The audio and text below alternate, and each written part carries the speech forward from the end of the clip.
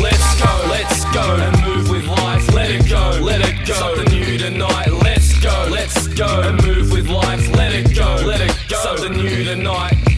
G'day guys, welcome to the Unofficial Scorecard Podcast, a podcast where we talk all things boxing and occasionally the wider world of combat sports. And guys, today it's Knuckle Down time. And as you know, my partner in crime on the Knuckle Down is none other than the Aussie Boxing Scribe himself, Anthony Cox. So guys, we have got a massive fight and one that I am absolutely fired up for hugely coming up this weekend on the Tyson Fury Alexander Usyk undisputed heavyweight title fight showdown. The chief support, our man and Australia's best fighter Jai Opetaia, takes on the man that he originally dethroned the world title from in a rematch, Maris Briedis. And to say the least, Coxie and I are fired up. We cannot wait for it. It's going to be so good. So, guys, when we get really pumped about a fight, as much as this, you know what we have to do? We knuckle down, we jump in the deep end, we dive into the weeds, and we tackle this matchup. Our thoughts on the first fight, the style clash, ultimately our predictions, everything we could possibly, every angle we could attack this eagerly anticipated rematch from. We certainly tried to. We could still be totally wrong, but at least we gave it a crack anyway. So guys, we jumped into that first thing, probably for about 45 minutes or so from memory. And also, I haven't done a pod for a little bit since the last weekend of March, where we had our three Aussies in world title fights all coming up short. God, that was a hard pill to swallow. I didn't want to rip the Band-Aid off. I just wanted to give myself a bit of time before I had to unfortunately start talking about it. But today was that day, so we sort of recapped a lot of the last recent results featuring Australians and some overseas fights too since that last week of March. We also finished by previewing a massive opportunity for another Australian talent, Liam Parrow, unfortunately has to fight the IBF champion Subriel Matias in his home country of Puerto Rico. It's a tough road to sight, man. They don't get any harder, but when's the last time an Aussie got an easy world title fight? So, guys, this was jam-packed. I think we went for about 2 hours, so this was a bit of a long one, but there was tons to talk about. A lot of really relevant stuff to Australia, and you guys know I always just have a ton of fun talking to Coxie. He's a great bloke. He's very entertaining, and he knows the sport like no other. So, guys, let's jump to that now. So, Tone, we're back for another knuckle down, mate. But before we get into the boxing stuff, I just want to start by acknowledging your pretty significant contribution to make this happen today. As probably your followers on the internet know, there are very few more rural men than you. You're a man on the land, shearing sheep, driving tractors, ploughing fields, fishing, all the above. You live in an incredibly remote area of the country. I don't know how many days you had to ride your horse to get to a town with some internet, mate, but I appreciate the sacrifices you've made and making yourself available for us today. So just wanted to acknowledge you straight off the bat. No, I appreciate that, Coach. I had to jump off I was about to go cropping today, but that's going to have to wait till we get through this program.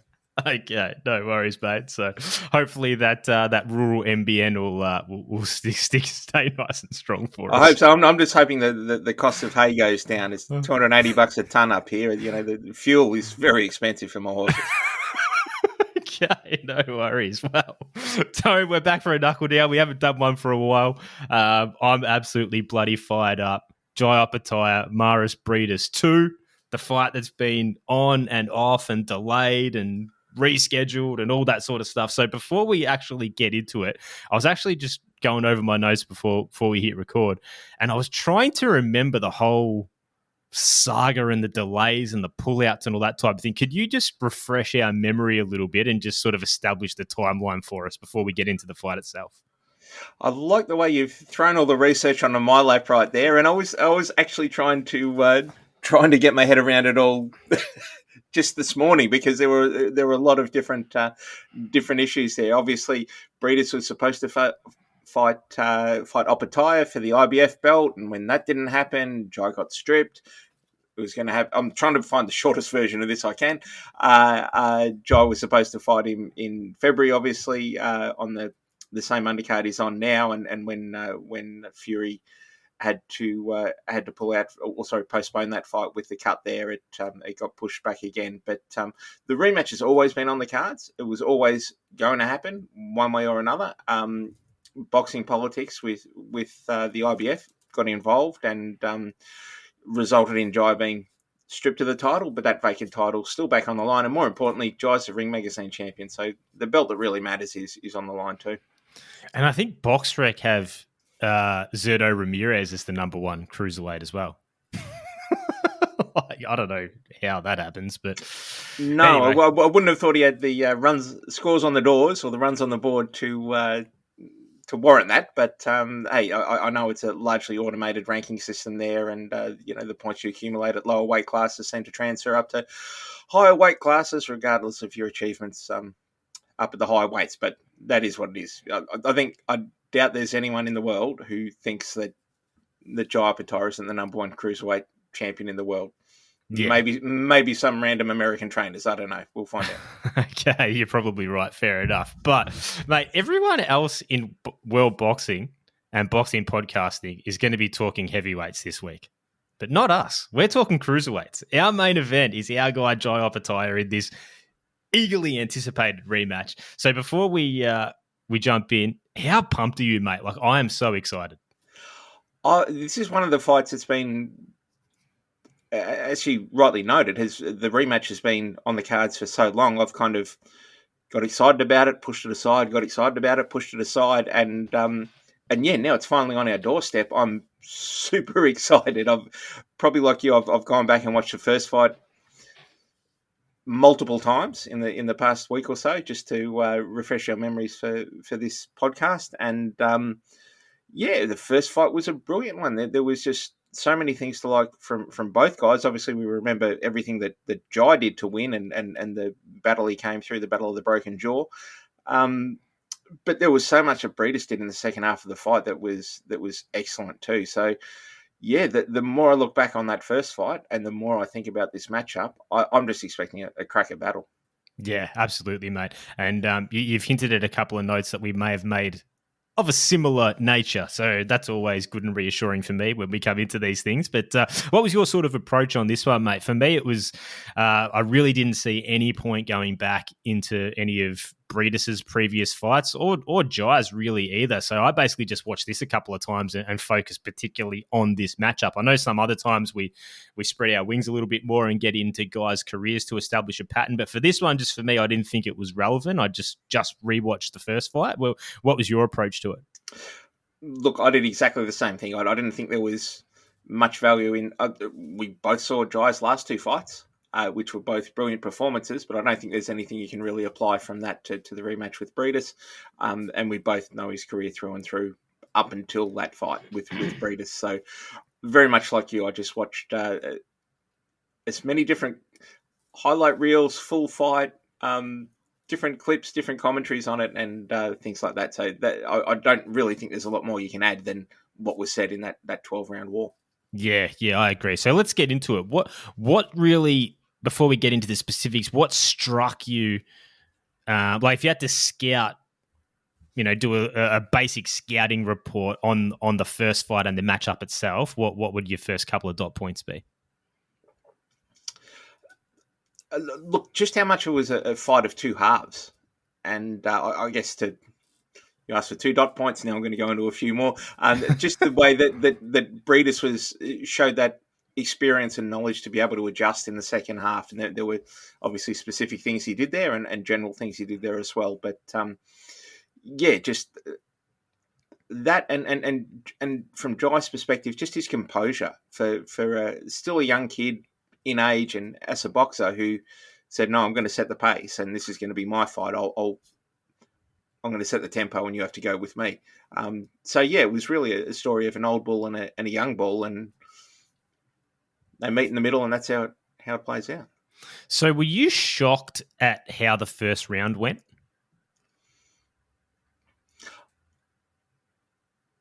No, I wouldn't say I was shocked. I was... And I was going to say pleasantly surprised. Not even. I've always thought Jai, if there was one thing that surprised me, it was just how he took that lead early on. Not that he did, but just that he and didn't go out there to try and smash the bloke and didn't sit off and think I've got to kind of look at the guy too much.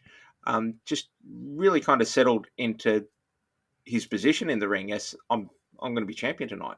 I'm not going to do anything stupid, but I'm not going to sit here and let you hit me with half a dozen shots while I'm looking at you either. I thought that, again, composure is probably the word I'd use there. Yeah, so we'll talk about Briedis a little bit just to start with. So the start of the fight, there was a couple of things that really surprised me.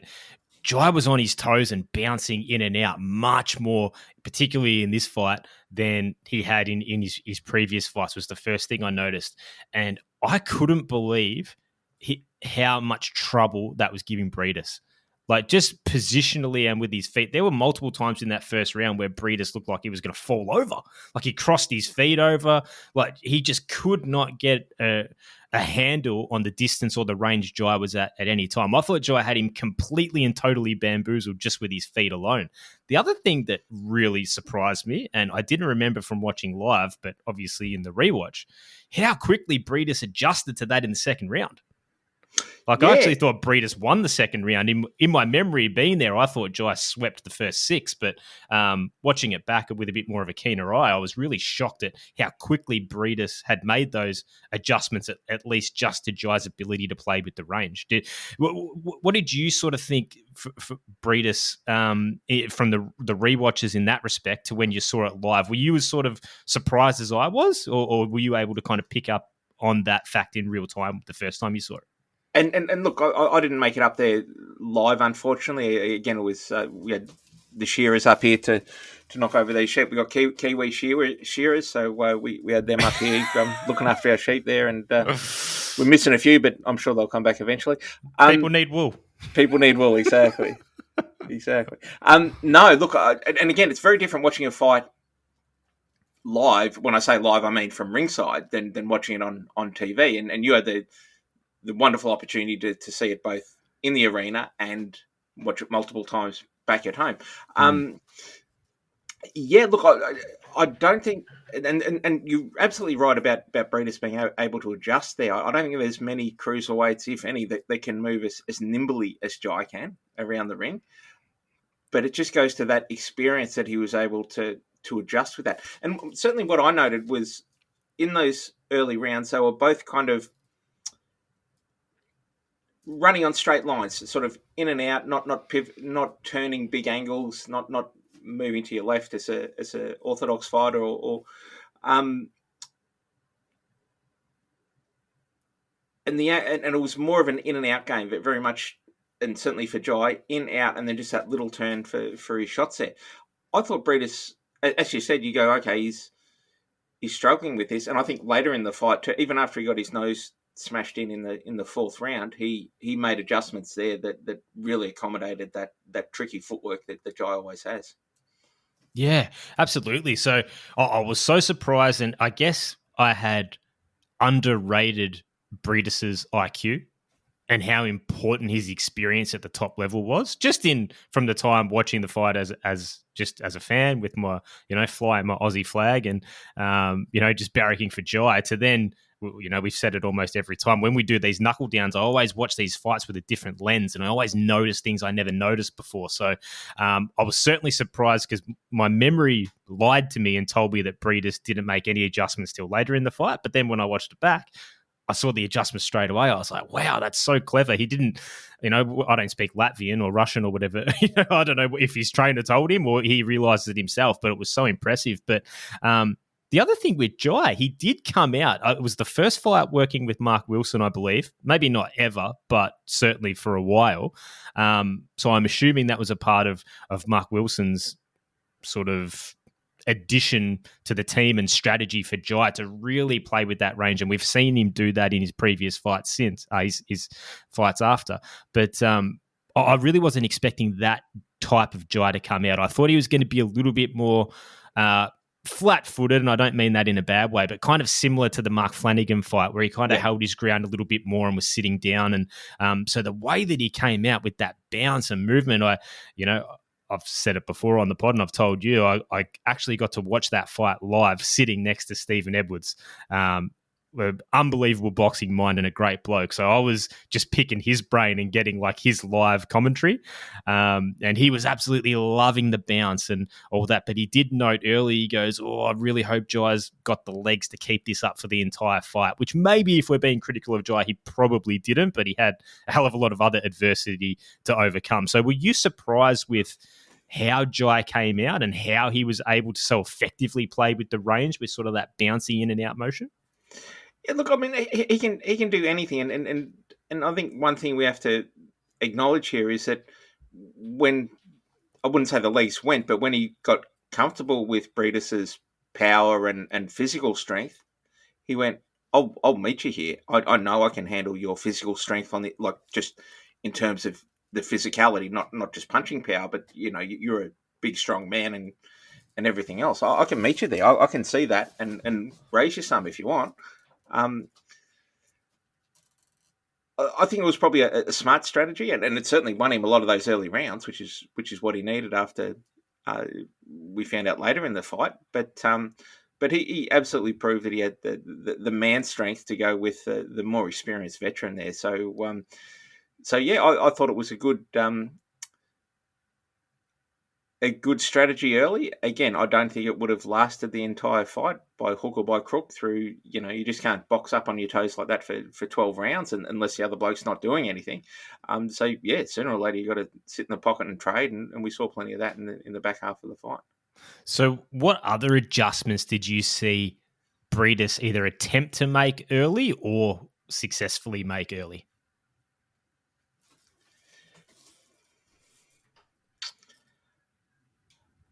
I don't think they were adjustments in the sense of, I'm consciously going to change this. More about getting his timing right. And I think with Jai's hand speed and foot speed, that's always going to be difficult. And that someone who perhaps isn't as he's used to fighting big guys, but obviously he's fought Usyk before, and that's probably the closest comparison you've got to Jai, just in terms of speed of foot and shot placement and things. I think it was just that adjustment was the one he did early, was just trying to find his rhythm and trying to punch between Jai's punches, because Jai's very good at coming forward, throwing punches, then slip counter. And Briedis was getting hit with a lot of those slip counters. Like Briedis would throw a right hand back, bang, and think, okay, that's my job done. And then the next thing you know, Jai's connecting with something back there. So he was getting a receipt for everything he landed. And I think he started to understand that he couldn't get away with just getting his shots off and getting out. He has to worry about that quick one in return that'd sort of level up the exchange here. Yeah. The other thing that I noticed about Briedis too, and he changed this later in the fight, but Jai's range and the way he was bouncing in and out and controlling that distance was giving him such a problem, and Briedis just didn't know where he is. So it really kind of, Jai almost took the jab, the effectiveness of the jab away in terms of it being, like a solid sort of ramrod, like a big stocky guy like Briedis. They really like to ramrod that jab, and it almost hits you like the straight right hand will. But it kind of took that away, and Briedis had to kind of paw with it a little bit, just in an attempt to try and find Jai, gauge his distance. And Jai, every time he would throw that jab just sort of half-heartedly, Jai was countering it, as you pointed out earlier, just beautifully every single time. But I think after a couple of rounds, Briedis then realized, okay, I've really got to lock down on this jab because I'm getting eaten alive with it. And he started to bring it back in and make it an effective punch again. But one of the other things he was doing, so even though he was having success landing shots with the right hand, the straight right hand, and the right uppercut, which we'll get into in just a little bit, I thought he had to make adjustments with his left hand as well. He framed a lot with the left hand when he found Jai, which actually set up the right uppercut a few times too. So it was like the adjustments and sort of the adaptability of Briedis. It wasn't just one or two things. Like he had to change everything basically. His attacks and his defense from his left side, his right side, and his feet, the distance. He had to change so much in that fight. So I sort of mentioned earlier that I'd underrated his IQ. And now putting the Knuckle Down hat on and watching it again, I was like, wow, this guy in real time in a tough fight with, as you mentioned, a smashed in nose against a really good, young, tough, strong, hungry fighter is making all these adjustments and changes to try and close that gap. And, I thought it was a clear Jai win, but, as the fight wore on, it certainly got rougher for Jai, and he fought through all that adversity. But yeah, to me, the early part of this fight, even though after the first 6 rounds, I had Jai winning 5 of them, it was still so impressive, the IQ and the experience and Briedis' ability in one of the fights of his life to make all those changes. I thought was unbelievably impressive. 100%. And as you rightly kind of pointed out there, that it wasn't he went from fighting one style to another style. And everyone talks about people like, Loma, for example, downloading the information on their opponent and then making those adjustments and coming through. I thought Briedis did exactly the same. I thought he tried this, tried that, didn't make massive changes and just kind of processed what was working, what wasn't working. Obviously had the toughness after having his nose smashed in the 4th to not even throw him mentally about what the game plan should be and those little adjustments he needed to make. I just thought that the way he made those subtle adjustments across a range of areas was just showed that boxing IQ and what ability and the kind of boxing brain he has. Yeah, absolutely. And the other thing about this fight, which we sort of knew from the first time watching it anyway, this isn't, like groundbreaking analysis or anything, but the sophisticated battle of the uppercuts. Jai's lead right uppercut, the rear right uppercut sort of countering on the inside from Briedis. I mean, for 2 big guys, it was both showed such high IQs and using punches that at the time I wouldn't have, like going into the first fight, I wouldn't have predicted that we would see that high level with those sort of 2 weapons for sort of big dudes. You kind of, that's why we love Jai so much, but the Cruiserweight division has really gone under this renaissance since, the 2016 or whatever. But like, you don't really attribute that type of punch selection and IQ, accuracy and placement with heavier weight guys. You know what I mean? We expect that from the smaller guys. So we don't expect a lot of body shots. We don't expect a lot of uppercuts. Yeah. Well, funnily enough, too, we talked to the body. I thought Briedis really just didn't target the body anywhere near enough, and Jai sort of as the fight got away from him.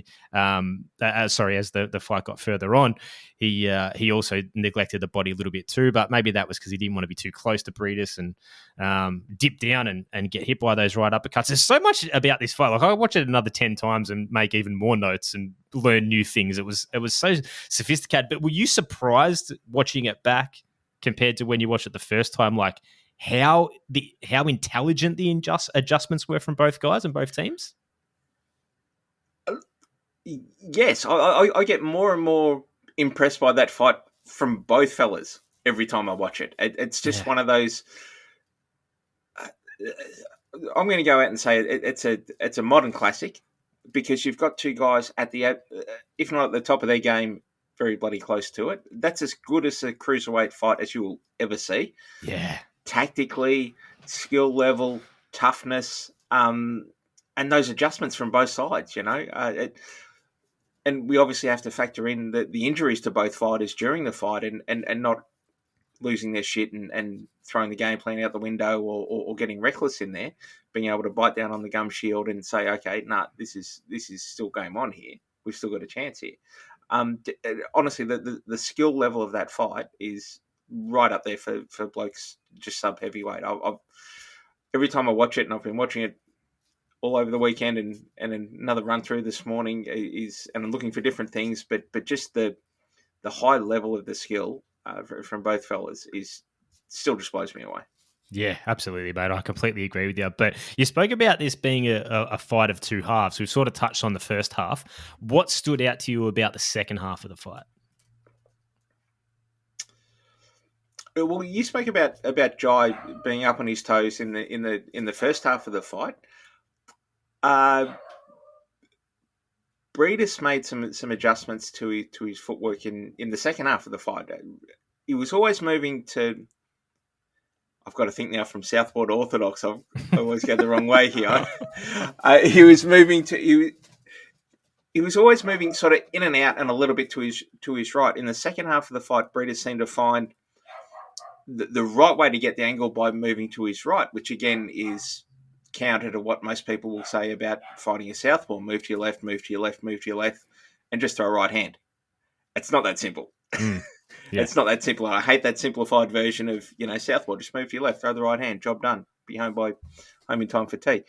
And I think just understanding that range and being able to not just be comfortable in what he was having moderate success with, but making that little adjustment with footwork was a big thing for him. Just obviously he had some great success with the right uppercut, which I still think is a great punch, or a rear-hand uppercut against a fighter who's fighting from the opposite stance. I always think that's a great punch if you set it up right, and I think he was able to find that range and the home for it just by that adjustment of footwork there. Yeah, you mentioned that Southpaw Orthodox battle and the uppercut, and I'd have to box rec it, but I feel like this fight was around about the same time as when Canelo fought Billy Joe and broke his eye socket with that right uppercut as well. So it seemed to be like in the boxing world at that time, we were in Southpaw Orthodox matchups at the highest level.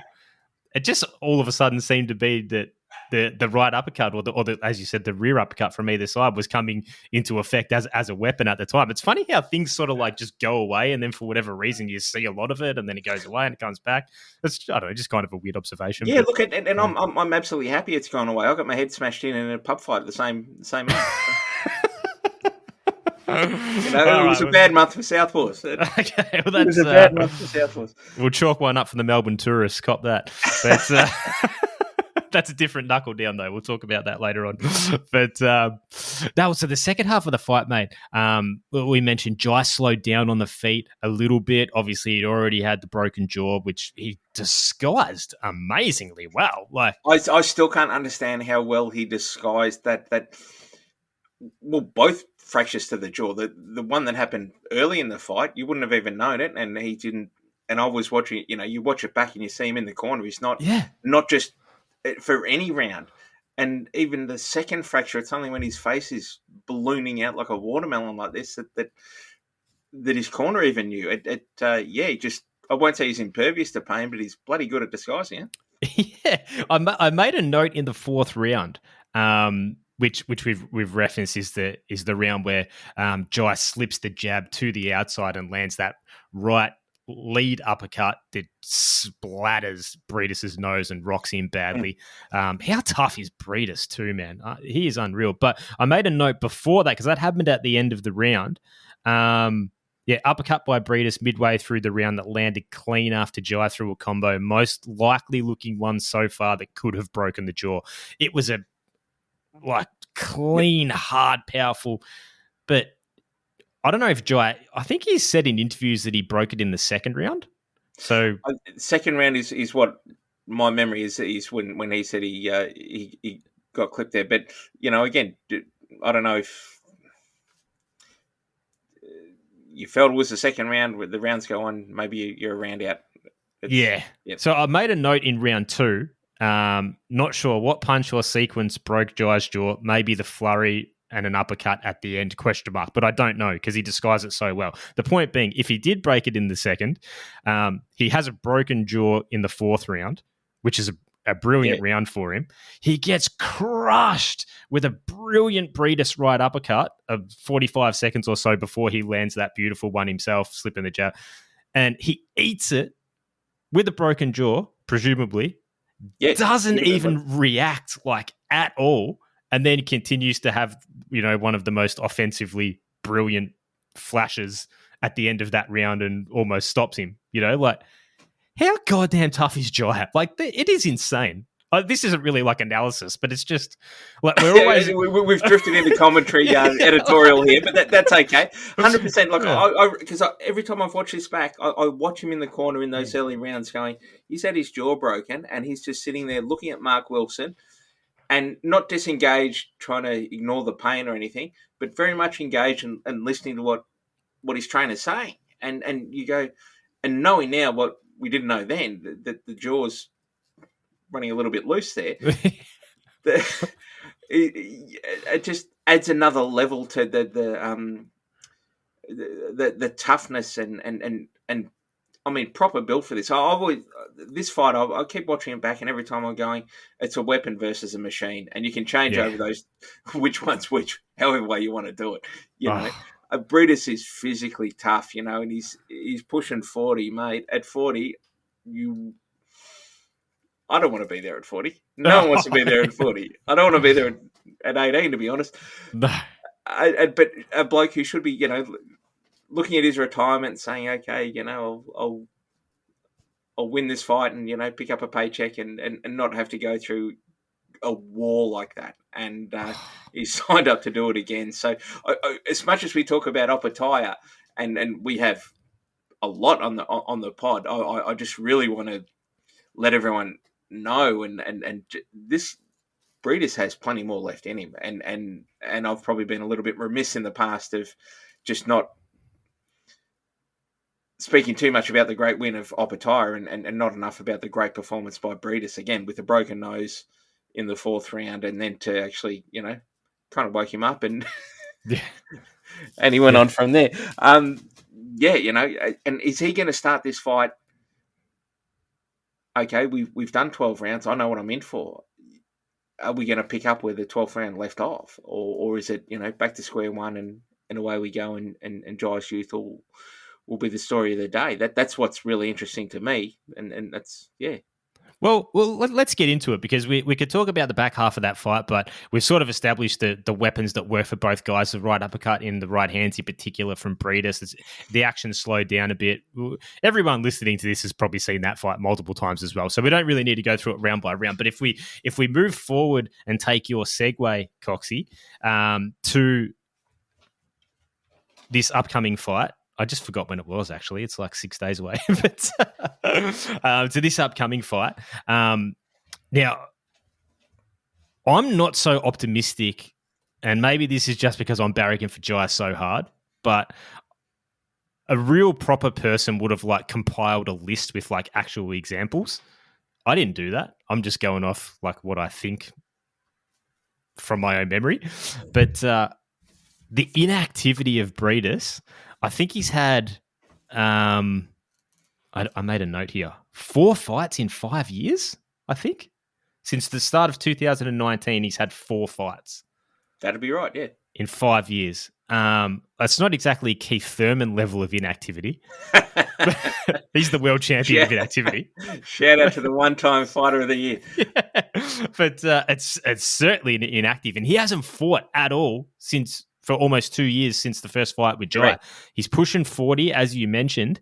Was just trying to go back in my mind, and there's no doubt it's happened that a fighter later stage of their career could have that much time off and come back and put in, you know, turn back the clock and put in a fantastic performance. But what happens the overwhelming majority of the time, and I don't have numbers to prove this, but I'm just going off my memory, most of the time the fighter is a diminished version of themselves. They're not as sharp as they are because they haven't fought for a while. At the very least, it takes them a few rounds to work their way into it and sort of get the rust off and the momentum. So even though Briedis has all that experience, I'm not sure that 2 years out with zero competition is going to be the best thing to go in with Jai, who's only grown in confidence. Has more momentum. Admittedly, the 2 fights he had with Jordan Thompson and Alice Soro were at a lower level than he's capable of, but at least he's got in the ring. He's made weight. He's been in training camps. He's fought in Saudi. He's familiar with the process. And he's got a titanium jaw now. Yeah, and he's got a renewed jaw. And he's got confidence in that left hand again.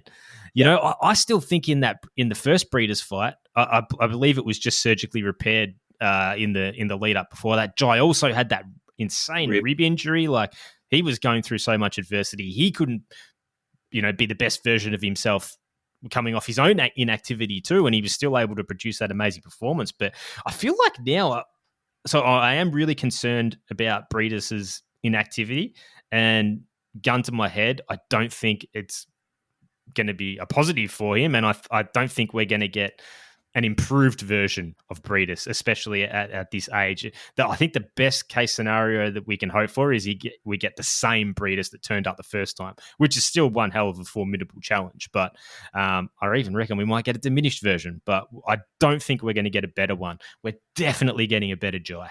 There's no doubt. And now he trusts that left hand. He's punched a few dudes out with the 10-ounce gloves on and hasn't broken it again. Now he trusts it. I don't think he fully trusted it in the first fight. How could he?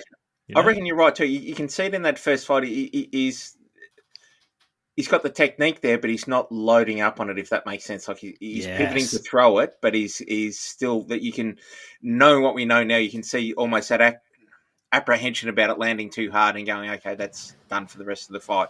And now I've got to disguise that as well as a double broken jaw. But no, 100%. Look, I don't mind inactivity for older guys. Sometimes it freshens them up. But we also know that Briedis has had injuries as well through that period, which has been a big part of his layoff. But here's the interesting thing to me. I spoke to Jai a week ago, whatever it was, a couple of weeks ago, for the Ring magazine, and I asked him, "Are you just sick of thinking about Briedis? Is there anything more he can bring to the ring when you face him?" And Jai's expecting an even better version of Briedis, which is the champion mentality you really want. Is that I'm not thinking this guy can't go to the well again. I'm thinking he can go to the well 3 more times within this fight. He can bring something more. I don't know what it is, but I can't afford to underestimate him one iota, because he's just a tough, strong motherfucker. Yeah. And you cannot, even at this level, do we as fans think that Briedis will be better than the first fight? No, of course we don't. We, age and inactivity, these things. But what I love from Jai is that certainly everything he says, and everything in my experience, what he says is what he truly believes and what he does, is that this is going to be the toughest fight of my life, probably even tougher than the last one against Briedis. So he's got his head screwed on straight as far as what kind of challenge he's facing there. And as you said, I think you'll see that level lift from Jai, and maybe this time even get a late stoppage. Yeah. We'll get to our predictions shortly. But so this matchup, what are you sort of expecting? We spoke about the adjustments both guys made in the first fight during the fight. Now they've obviously I'm sure they've watched this fight more than we have combined. You know what I mean? So, and they can watch it with a keener eye than we can for sure. So, what adjustments are you sort of expecting from each guy to bring into the rematch to sort of counter each other's success that they had in the first fight? What am I expecting, or what am I hoping for? That's probably two very different questions. I know what I'm hoping for too, but we're probably on the same page. But what are you expecting? Look, I don't know if too many adjustments can be made by either guy. They both seem to have. They've just got such great kits of punches.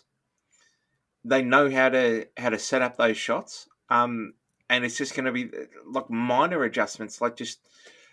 For Briedis getting off to a quicker start. Now he knows what Jai's about, getting off to a quicker start and hoping he can use his physical strength to maybe bully him around the ring earlier in the fight. So rather than saying it's going to be the left hook or something, or a particular punch or whatever there, I think it's just going to be that kind of subtle adjustment. And for Jai, sit down on that left hand, mate, on that left cross, because that...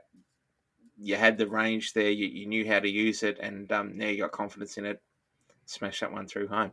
Yeah. I'm sort of thinking that the guy who can mix it up more stylistically and tactically is definitely Jai coming into this fight.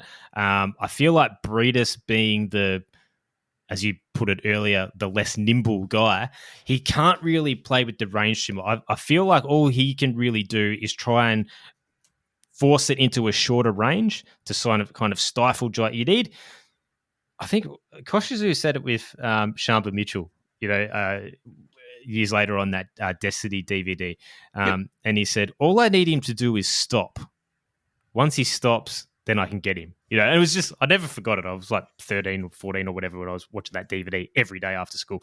And it's so simple, but it makes so much sense. So if you're Briedis, Jai's playing with the range. He's true. I'm going to use that word that Mike Altamura summed Jai up with perfectly all those years ago. He's too dynamic.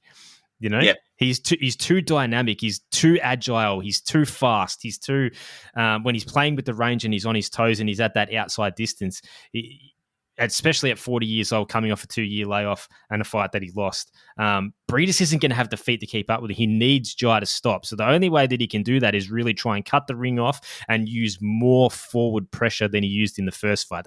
To me, that's kind of really the only adjustment that I could see him actually making. And he might be able to do it. But if we know that, Jai and Mark Wilson know that.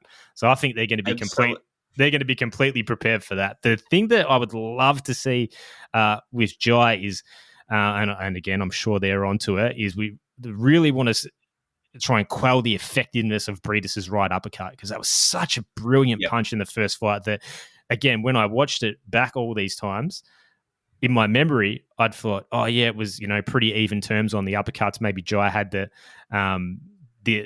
edge in numbers in terms of landing it more often. He probably had the flashiest, most effective one, but I think in terms of amount of times and effective damage, Briedis' right uppercut was probably the weapon of the fight for me, but from either guy. So there's no doubt in my mind Jai's going to try and take that away. And I feel like in the first fight, and we sort of spoke about him not trusting his left hand fully yet, at least it looked like to us, just recently being surgically prepared. He was throwing the left hand from a little bit too far out, which means he had to lean over and sort of reach forward with it, which kind of put his head in a position to be able to be countered with that right uppercut. I feel like Jai, when he throws the left hand, is going to get closer with his feet, so he doesn't have to lean over and sort of put his head in the firing line for that particular punch. But yeah, if the one who can make the most effective adjustments for sure, I believe, is Jai. Yeah, 100%. And Jai's really good at landing that, as you said, that long. I'm going to start saying rear hand, so I don't have to think southpaw or orthodox. That's so hard, isn't it? I know. And I'm imagine trying to fight one. I know. They're all assholes. We'll be drowned at birth. Yeah, but, absolutely. My dog's a southpaw, so watch yourself. Oh God, it's some other things too, but we'll save that for the chat after the fight. But Jai's really good at landing that rear hand from range, and which, as you said, leaves him susceptible, because you just technically end up kind of a little bit over your front foot there, that you're open for the uppercut, and that certainly Briedis in the last 4 rounds was just finding a home for that uppercut beautifully. So yeah, 100% on that. That's, again, these are things they know. These are things they would have made those adjustments on, and maybe now that Jai's got that confidence in his backhand, he'll not feel the need to throw it from so far out, and can really come in and crunch with it. Yeah. So what are you expecting style clash wise? How are you? We're almost getting to our prediction phase, which I've got a feeling we're probably going to be pretty similar, which we are almost every other time we've ever done this as well.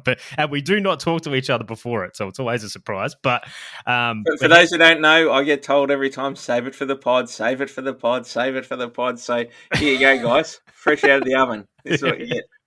So how are you expecting it to play out? What do you think the style clash is going to be like? What are you expecting to see when the bell goes for round 1? Look, I don't think we'll see massive changes stylistically. They're going to be those little 1% changes. I think we'll see, but what I do think we will see is Jai not being as flighty on his feet in the early rounds, even though that worked brilliantly for him the first time around. I think he goes, I know this guy. I know what he's got. He busted my jaw. Cool.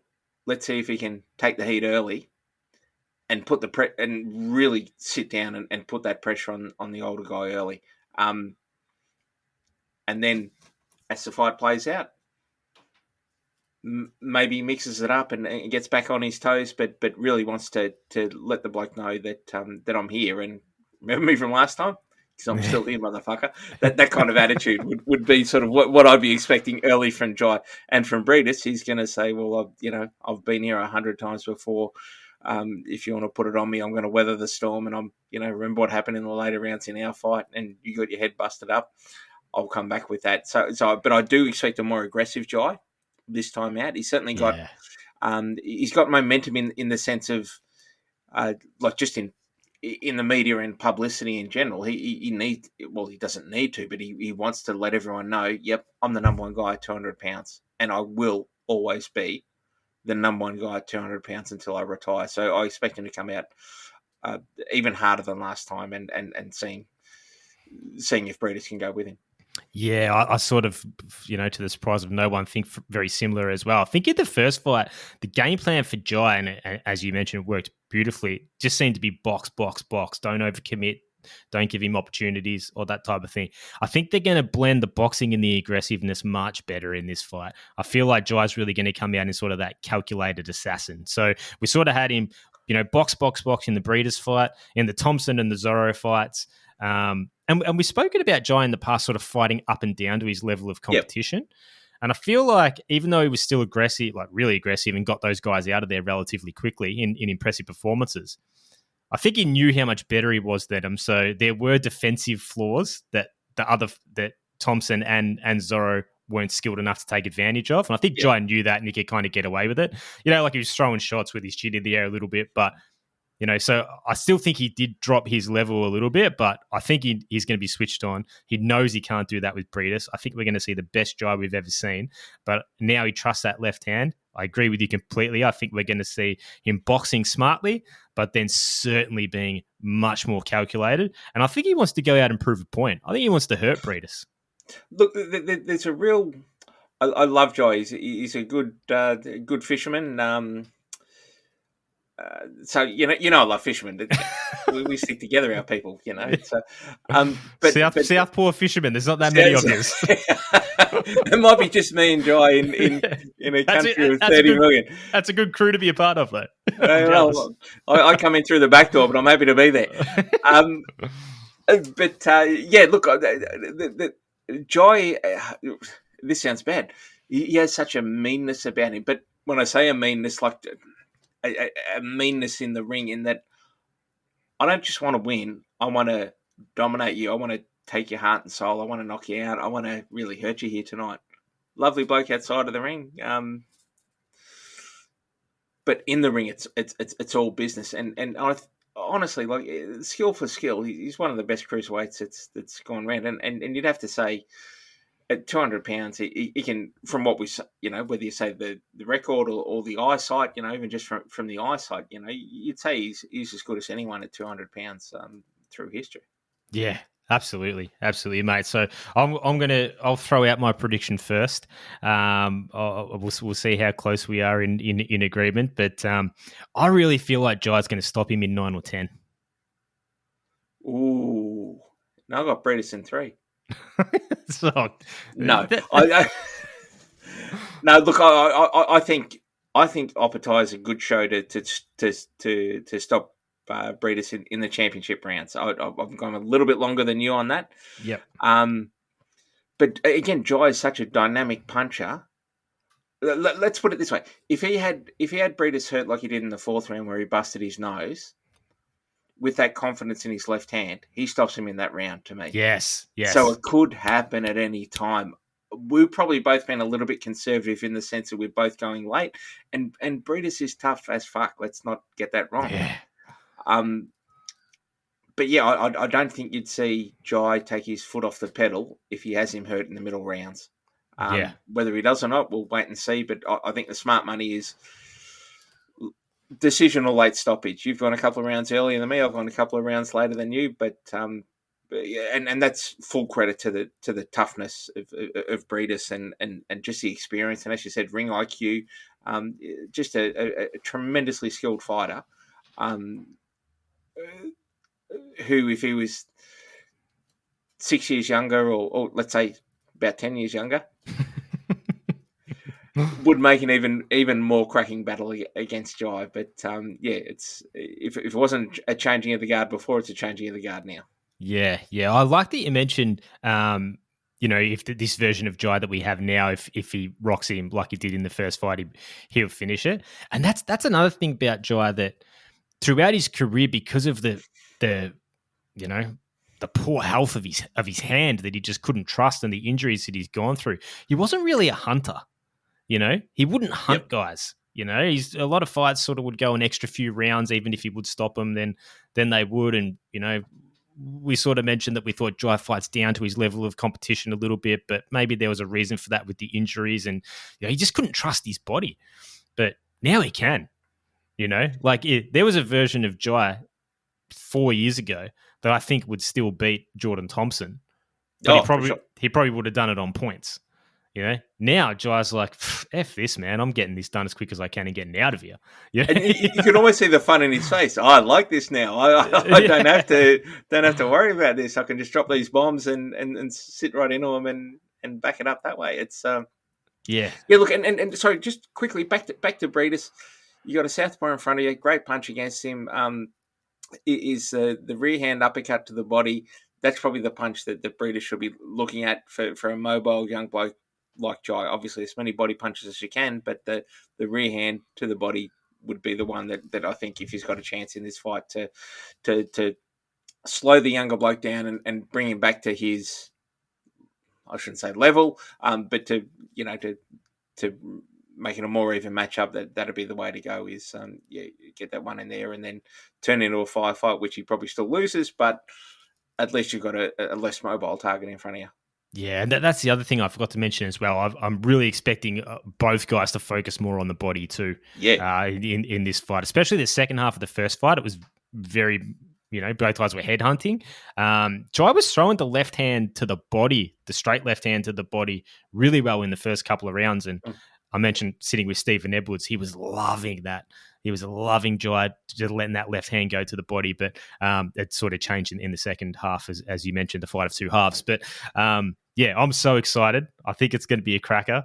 I think Jai is going to get out cleaner than he did the first time, take less damage, and win in impressive fashion. But I'm also a biased Aussie, and I've been wrong many, many, many times before, so we'll see what happens. But I am fired up for it, mate. 100%. And the only reason it's taken me so long to get fired up is because it's been on and off and on and off so many times. But now it's right on our doorstep, mate. It's it's a Ring Magazine champion versus a number one contender. Yeah. And everyone knows that Briedis, at his age, is still the number one contender in the world. Yeah. You couldn't, Chris Billum-Smith, Richard Riopore, they cannot make that claim because they just haven't achieved enough. Yeah. There is Opetaia and Briedis, and then Daylight, and then the rest. So yeah, get excited about it. It's going to be a cracking fight, and hopefully our guy wins. And if not, he'll be beaten by the better man on the night. That's just the way it goes. Yeah, absolutely. Now it's from Saudi Arabia, so Australian time. I should have looked this up earlier.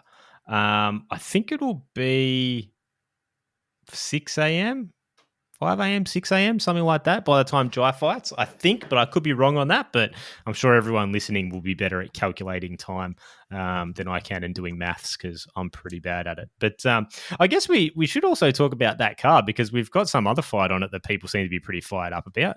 Some sort of like undisputed heavyweight title or something. I don't know. I don't know. Whatever's happening over there is what's happening over there. I don't know.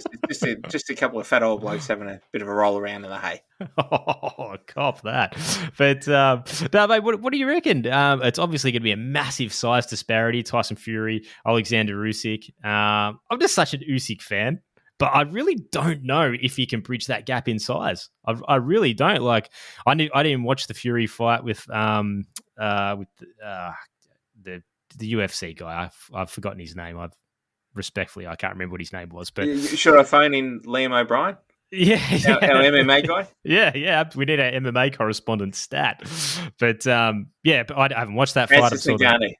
That's right. I've seen the highlights of it. Fury didn't look good. But look, he's obviously in better condition, presumably taking Usyk as serious as possible. So that makes it harder for Usyk to win. I really just don't know what's going to happen. I want Usyk to win just because he's so likable and he's so funny. And it's been great following his career and so enjoyable all these years. But yeah, I really just don't know if he can bridge that gap in size. Where's your sort of head at on the heavyweight title fight, mate? One word for you, mate. Yep. Southpaw. Oh, Jesus Christ. Okay, fair enough. Good analysis. But you reckon? Look, I all this talk about the size of Fury. Look, yeah, he's a big boy, but they're all big boys at that sort of weight. You know, I mean, Holyfield was what 6'2", 6'3". Fighting Lennox Lewis. I don't understand why they, and all this crap. He's just a blown up middleweight, or he's a blown up cruiserweight, or whatever. He's settled into the weight nicely, and he knows what weight he needs to be. He needs to be around 220 pounds, give or take a couple of pounds. I don't know what that is in feet or inches for you, Zach, but get the tape measure out, and we'll try and convert it to.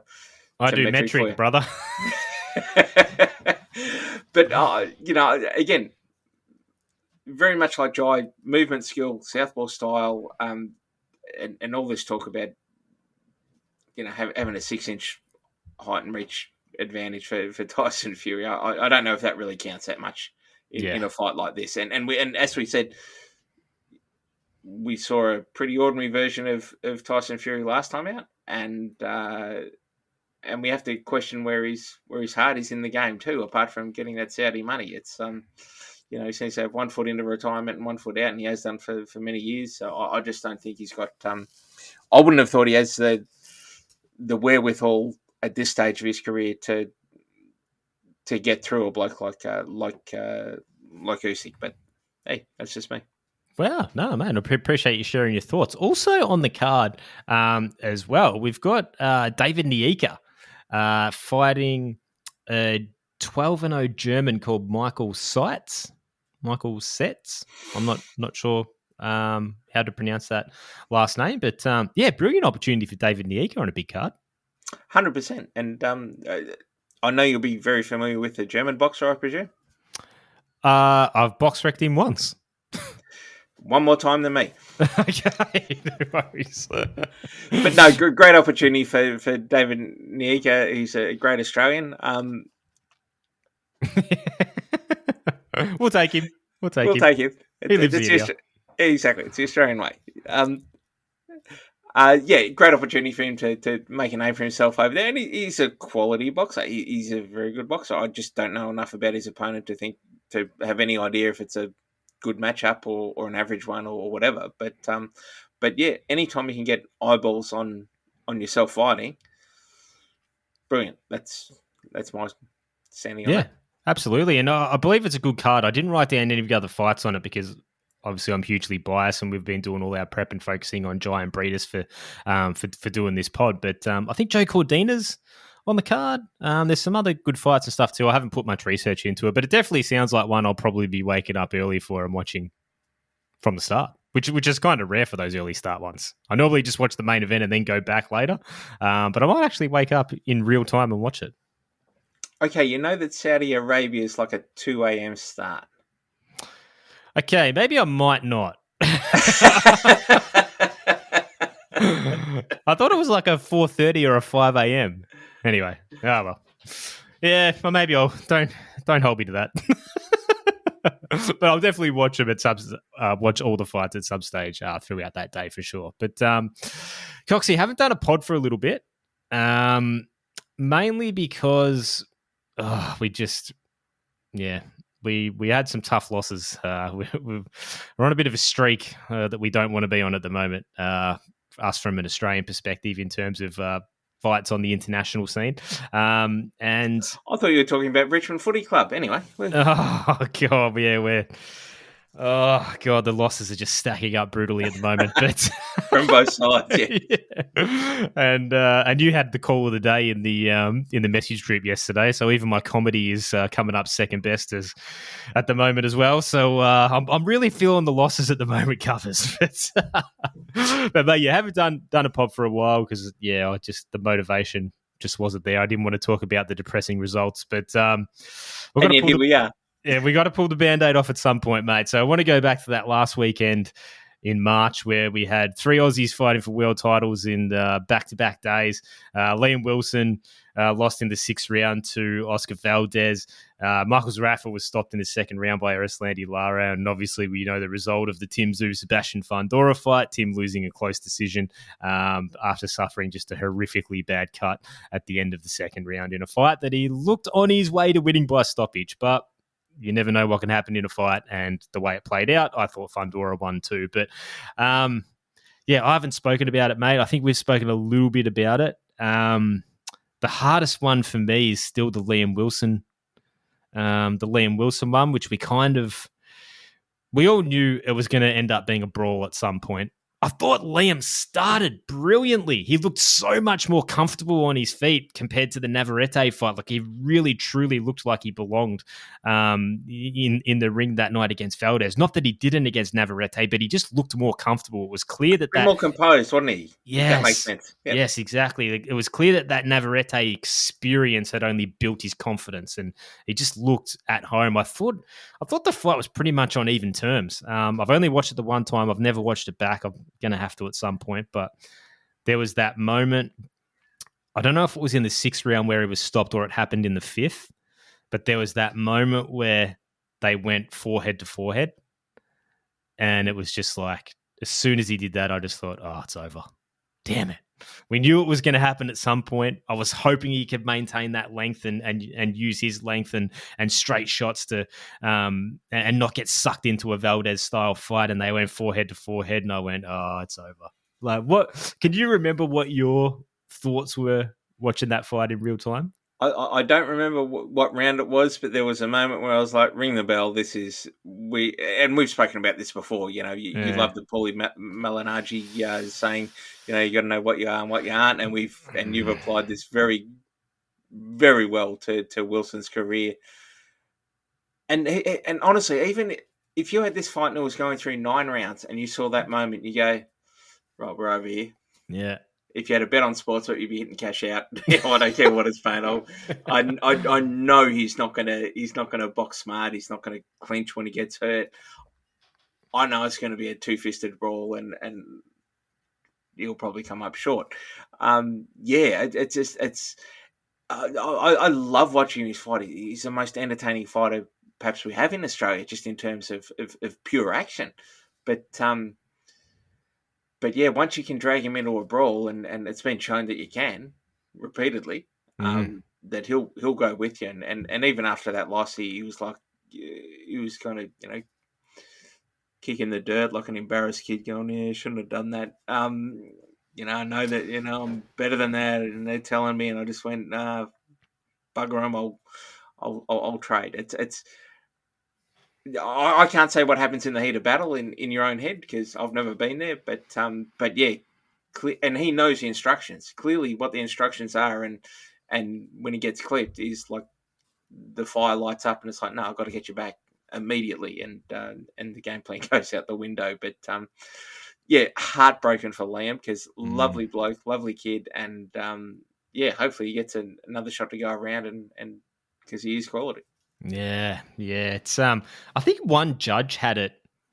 So it was stopped in the 6th round. I was totally fine with the stoppage. I know there were people calling it a little bit early. I was completely fine with it. I had no issues with the stoppage whatsoever.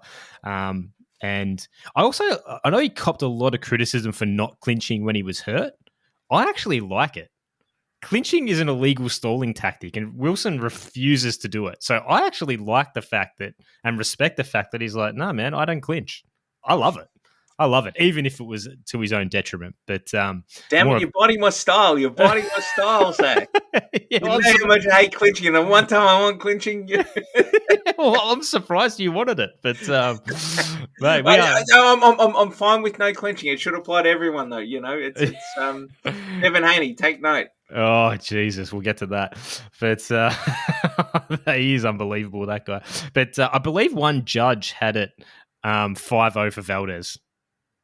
And I'm just like, and I see all these the American people on the internet, and it's like, oh, yeah, it wasn't even close. I'm like, come on, man, that fight was on even terms until they went forehead to forehead. Like, give me a break. You can't tell me Wilson didn't win 2 of those rounds. It was 3-2 either way, I thought. But anyway, I'm a biased Aussie, but yeah, incredibly heartbreaking for Liam. I've still got it recorded on the thing because it wasn't a pay-per-view, so I just don't want to watch it again. You don't want your heart broken twice, mate. It's going to bum me out too much. But I mean, look, we spoke about it pre-fight. I think this is a theme for Liam going forward.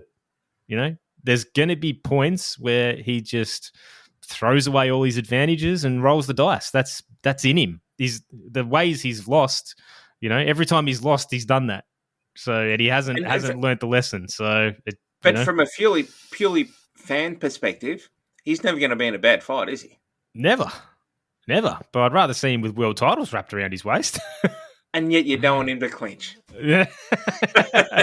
We have a bit of a conundrum here. No, but I don't want him to be in a position where he gets rocked and he has to clinch. That's the difference. Yeah, well, if he just stuck to his boxing and knew he wasn't a puncher, like he can knock blokes out when he's nice and crisp with his punches. Yeah, but he's not a heavy-handed guy in that sense. He just enjoys that inside action. Well, all his knockouts come when he boxes. That's the ironic part about it, But I really hope he can turn it around but like again, I'm not. Don't want to sound like I'm criticizing him, but we just, as people who sit on the couch and watch these guys, we notice patterns, and there's a clear pattern here. So I'm just hoping that for his sake, he can change it up. But then we move on to the next night, mate. We had Michael Zerafa with his.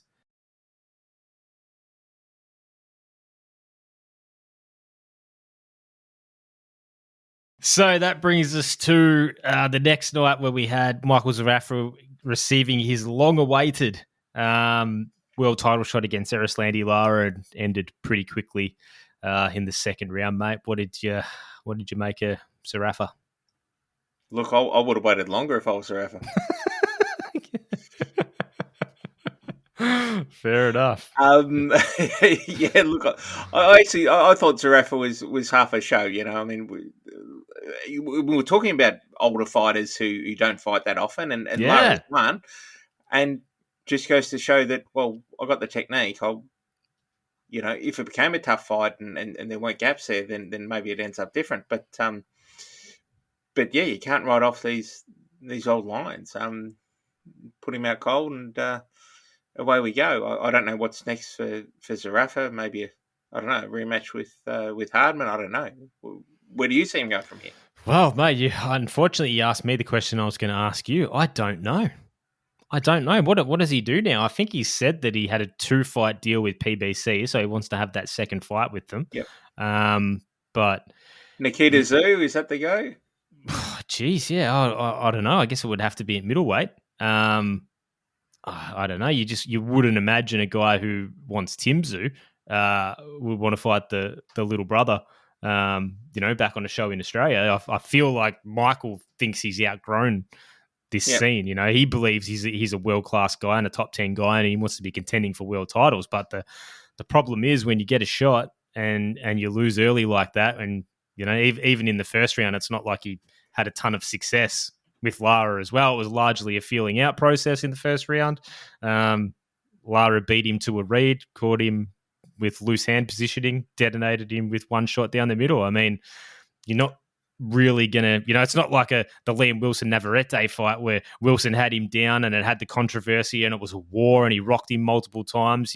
Those type of fights you get given another opportunity. But when it's largely non-competitive because it finished so early, you're realistically going to get another shot. Exactly. Yeah, 100% correct. It's a hard sell. You can't go back to market and say, yeah, but I was doing really good until I got knocked out in the second round. There's really not much to read about that apart from you got knocked out in the second round. So, if he wants to keep going, the whole thing is it's a tough rebuild. Yeah. Do you have 3 fights and that's going to take another year and a half to get yourself back up in the rankings and whatever. And I'm not saying he's physically done, but just opportunity wise, it's hard to see the opportunities there for him. But whatever he chooses to do, good luck to him.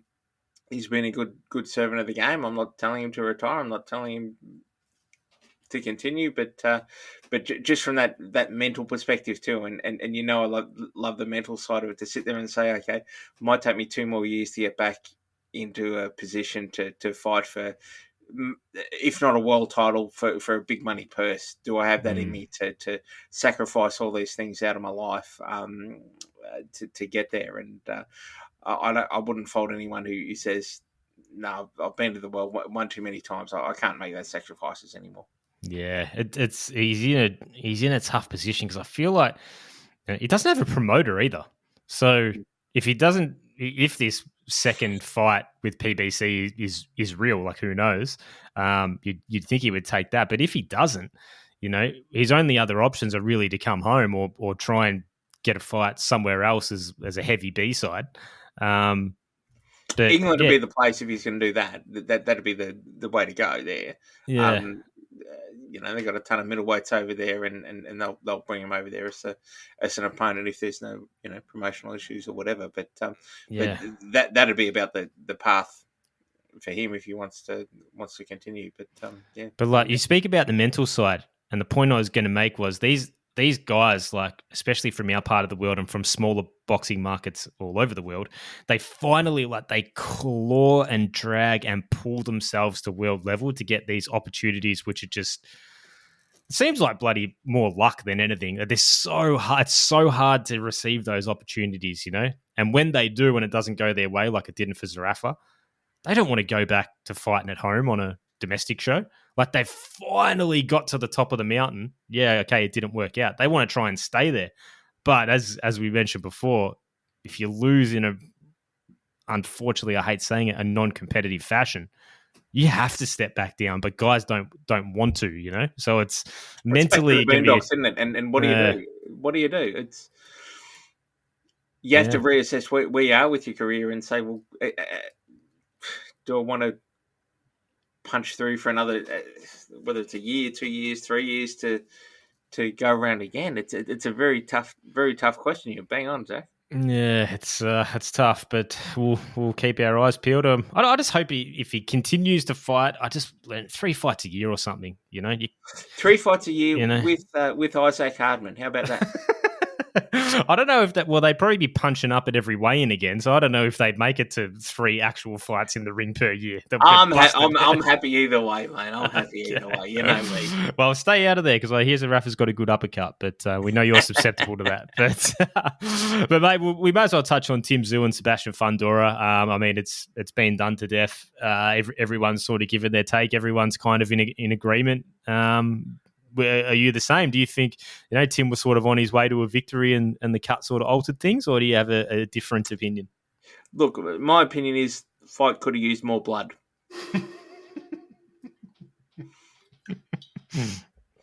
just a little bit more blood. So moving on. No, it certainly looked like Tim was on his way to sort of a dominant win. It looked like. I think it was looking like he was probably going to stop him the way he was catching him. I mean, it's really hard to critique a guy who's fighting blind. What can you say? You go, he should have done this, he should have done that. He couldn't see. I'm not going to try and be a dick and you should have gone after the body more. It's like if you can't see, you can't see. What more can you say? Coxie just took his glasses off for everyone listening. But no, absolutely right. And we talk about fights, even like we were talking about the Jai Opetaia fight. If you heard Briedis early or in the mid rounds in the fight, there's always these moments in fights where things just change exponentially. Yeah. And there was a million different things that could have happened in that fight, whether it got stopped on the cut, whatever. But just the what was happening in the fight was the same thing. Tim's he's got this late notice opponent who's 3 foot taller than him, a southpaw to boot, and always Team Southpaw apart from when they fight in Aussie. You've trying to readjust to this guy and adjusted very quick, and had it all over him in those first 2 rounds until that cut. And it wasn't the cut that was bothering him. It was the lack of vision. And I think that people say, some people get worried about cuts and a bit of blood, whatever. It wasn't the cut, it was the lack of vision. And I still don't know how they couldn't stem that bleeding a little bit better. But that's a discussion for another day. But yeah, when you're fighting blind like that, you're kind of very limited in what you can do offensively. You kind of going, well, I can feel that punch, I can't see it. I've got to throw that overhand right and just hope to God that my timing and distance is right. And, you can't see the jab, whatever. So I don't think anyone's taking anything away from Tszyu after that loss there. I think it was very different. Let's just call it very difficult circumstances. Yeah. Yeah. I've seen a lot of people giving, from all over the world here and overseas too, giving the corner a lot of criticism. Saying that they should have had the fight stopped and all that type of thing. I don't know. For me, the criticism goes on the doctor and the ref.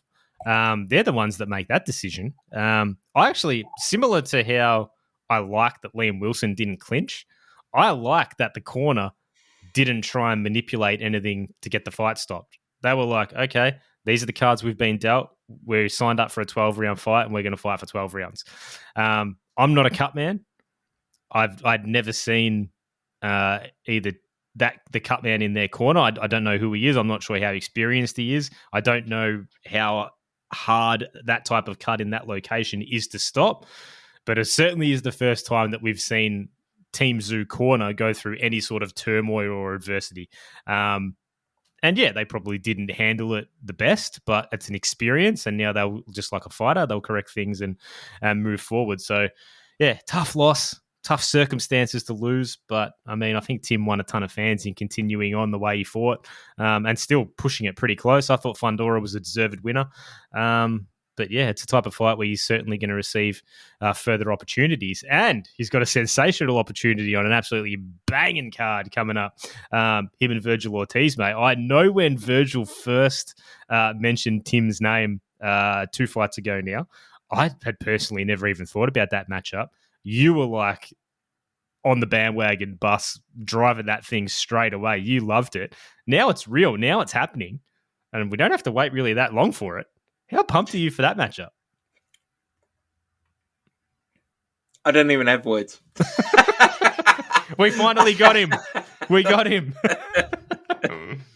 Seriously, the words I had in my head, I couldn't even say on a podcast. Okay. And I say that knowing I've said a lot of things on this podcast. Oh, you have in some segments that will never return ever again. But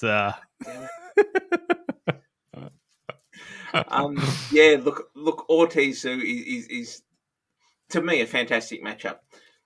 And what I love about it most is that both guys are very, well, at least come across as very humble and just want to fight. They're not going to shit talk each other. And Ortiz is up to 154, and I think Tim Tszyu's got the experience to get him done. But this would have been a fight between two contenders a couple of years ago, and surprisingly enough, now it is too. It's a wonderful matchup. I don't give a stuff about the belts. It's a matchup. This is a brilliant matchup.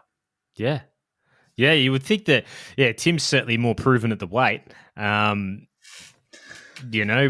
be a hard one to, as you mentioned, if Tim still had a title, it'd be a hard one to sort of fathom Virgil, considering he hasn't really done a lot at the weight class receiving a shot. But then again, Tim was going to fight Keith Thurman. So seems like anything's possible. But I think it's the right timing. It's the right fight. I love that Tim's staying active again.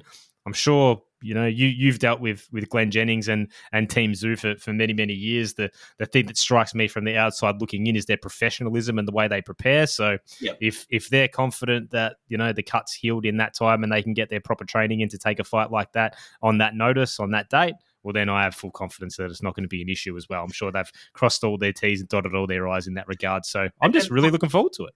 Absolutely. And just on the cut's on the top of the head.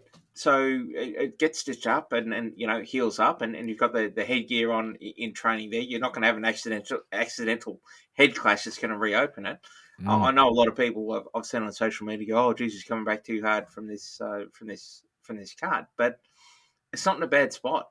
Now it's been looked after properly and been stitched up.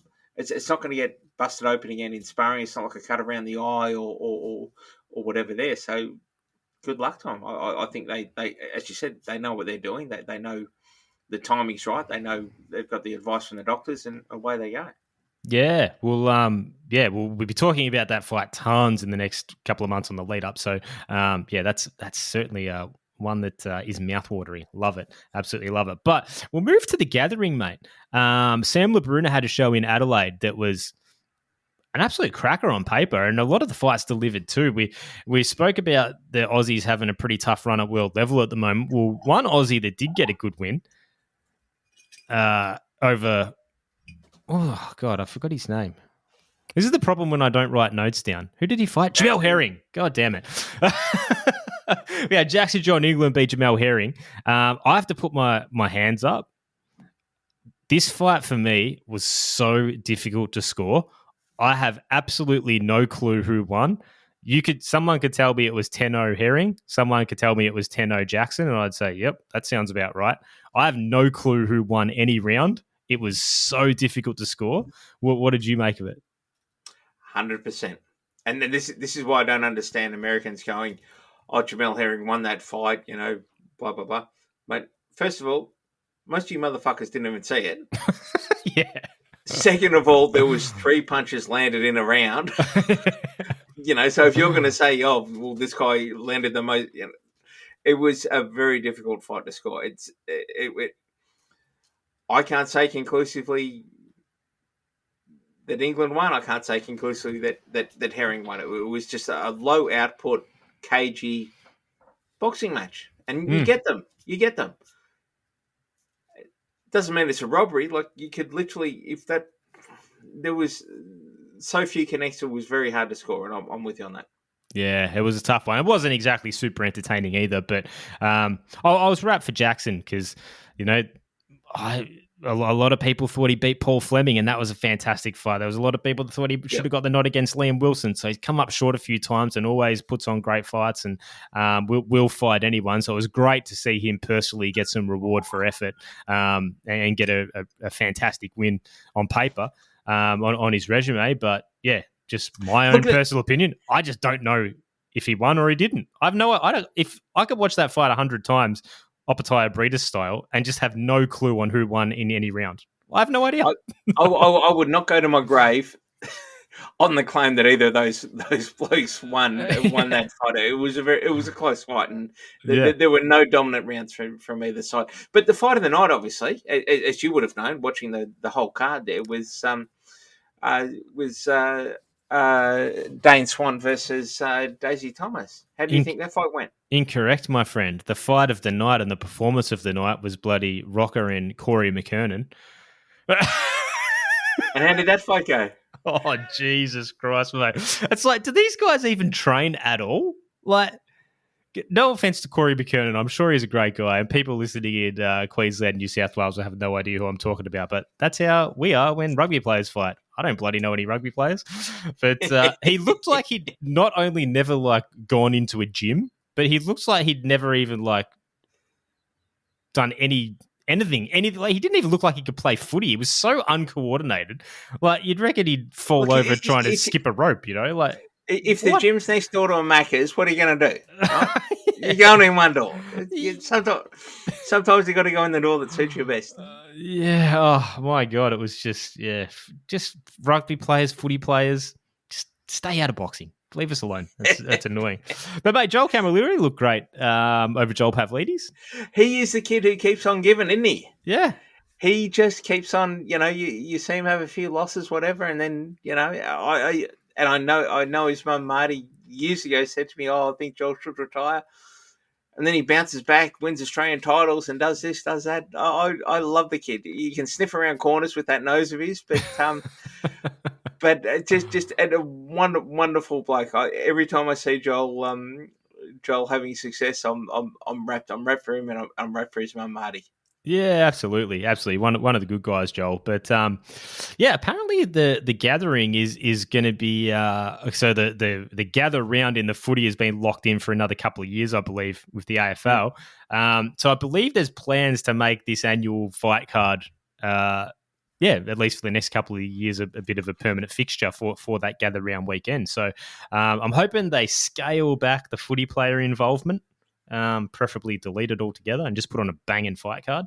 But yeah, that's a cool. I like sort of those taking advantage of a particular weekend or knowing that we can circle a particular date on the calendar and say, oh, we're going to get a banger that weekend. Great, So I actually like it. I think it's a good initiative. No, it's a great initiative, and my mail, which you probably haven't heard, is that that those footy players who didn't perform so well on the gather round card are going to go into an MMA card on the same weekend. Oh, really? Is that true? Hot mail out of Tasmania, mate. Okay. Wow. Well, as long as they stay out of our sport, good. Mate, we'll move on. We've had the really super ultra exciting launch of Ace Boxing's new venture with 7+, the Premier Boxing Series, which I know you were really excited about. It launched just recently with a couple of fight cards. They've all been really fun. The Joel Taylor-Lockie O'Shea fight was a banger. Great performance by Joel defending his Australian welterweight title. We have already had an upset, Cheng Yang, with the stoppage in 6 rounds over Rocky Ogden. Many other fights too. What have you made of the first couple of events from the PBS? And I know you've probably got a little bit more information than us normal punters out here. So what can you share with us for the future of the series as well? The only inside information is that I know the people who run the show. From a personal perspective, I thought the events have been really good for TV. That they've translated well to the TV. Tim Boxeo is going to hate this. There's no auctions. There's no auctions. So shout out to Tim Boxeo and his love of auctions. But they move the fights through really quickly. And I know you love them on a Wednesday night, as I do. It's a middle of the week. You're not up till midnight waiting for the main event to happen with all these delays. They move the fights through so quick. And even if a fight you go, oh, that was a bit meh. Next one's on and away you go, and then you go, suddenly I'm into a cracker. So I think they've really set up the way they want the fights to run really well, and whether they're 4-round fights, 6-round fights, and on Wednesday night we only had a 6-round main eventer, and it was a cracking fight. They've done brilliant work there, and they're continuing to I guess chip around the edges and improve their product too. Not going, this is just what we've got now. We want to really look at ways we can improve that as well. Yeah, absolutely. It sounds simple, and you hear people all over the world in different time zones complain about it. But like, if you're going to start fights at midnight on a work night, like who's that good for? It's not good for anyone. Like, okay, if you want to do it on a week, a Friday or a Saturday or something like that, I get it. It still sucks, but on a work, like if you're doing fights on a Wednesday, you've got to start them earlier. You have to, you know, like no limit can need to follow this blueprint. Everything just starts way too late for those guys. It's like people have to get up in the morning. People have kids. People have jobs. Like, you can't be sitting, with tears coming out of your eyes trying to stay up for these fights at 11:30 midnight, So I absolutely love that. I love that there's less filler. I love that they don't like have a desk. Like what annoys me about the fights and these broadcasts is like between the fights, we have to go to the desk and then the people talk about the fight that we just saw for 25 minutes. And then I already saw the fight. I don't need to know. Just get the next fight out. So I love it how the PBS do it. You have your little introduction with Andy Raymond and Nathan DiCarlo at the start, and then you never see him again. Just fight. A couple of ads thrown in the middle, which we get it. They have to do that. And, we're in bed by 9:30. Perfect. Yeah, look, and Glenn Hosking from Ace Boxing there, great bloke. Mate, he says the same thing. I know people don't want to be sitting up till fucking midnight to wait and see a main event. I know they don't want to be waiting for auctions. And the best thing is the numbers have been really good for 7. 7 have been wrapped, 7+, the platform that the Premier Boxing Series is on. They've been absolutely wrapped with the numbers that the shows have been doing, and the show says a market for it, and it doesn't always have to be footy shows and things like that. to link in there. Probably one other thing, they are very much engaged with other promoters in other states, and they'll be doing shows out of Perth and out of Melbourne and out of Sydney as well. So while they're kind of sticking their toe in the water in terms of building their brand up in Brisbane, there will be future shows with the Ellis brothers and in Melbourne and Paul Nazari up in Sydney and back over in Perth as well. So yeah, the branding of Premier Boxing Series will take in a lot of different that's awesome. a lot of different boxers and promoters around the country. Yeah, that's brilliant for the sport. No, I've given them a massive tick. Always really fun fights, and they still and the well best. matched, aren't they? They still match the best fights. Yeah, they still match the best fights. The best promoters who promote boxing are ace, and they have been for quite a while. You know, they may not have the biggest stable as some of the other guys, but if you're talking about like boxing promotion and promoting the sport and matchmaking and all that type of thing, like they are a boxing fan's boxing promoter. They rarely put a foot wrong. 100%. And just very quickly, Floyd Mason should be back later this year. Who is just built for TV, that boy. Yeah, a lot of good things happening out of that camp. Yeah, absolutely. And I believe Angelo Di Carlo is essentially retired from sort of, I guess, running or being the head figure of Ace Boxing. Is that correct? Yeah, that's correct. Yeah. Yeah. Well, I think as boxing fans, we owe him a gigantic thank you for his contributions to the sport. Obviously, other people could talk about it more accurately and personally than I can. I've never met him, but I've just been an admirer of his shows and his matchmaking style and all that type of thing for as long as I've been a boxing fan. And yeah, you can't think of many other promoters that have promoted as consistently and at such a high quality and brought on fighters from all levels and got them to the opportunities they needed to fulfill the highest ceiling they possibly can in their career. And it's not world titles for everyone. For some kids, it might be a state title. For some guys, it might be a regional title. You know, for some guys, it might just be competing for 10 rounds or whatever it is. But at all levels, Angelo has, just been a gift to the sport. And if everyone sort of had a track record like he does at the end of their career when they step away, the sport will certainly be in a healthy spot. But it just felt like it was certainly worth acknowledging Angelo's contribution for sure. You've obviously been around a lot longer than I have, and consumed a lot more of his products and stuff like that. How do you sort of see Angelo's position in the sport in like the last 25 years?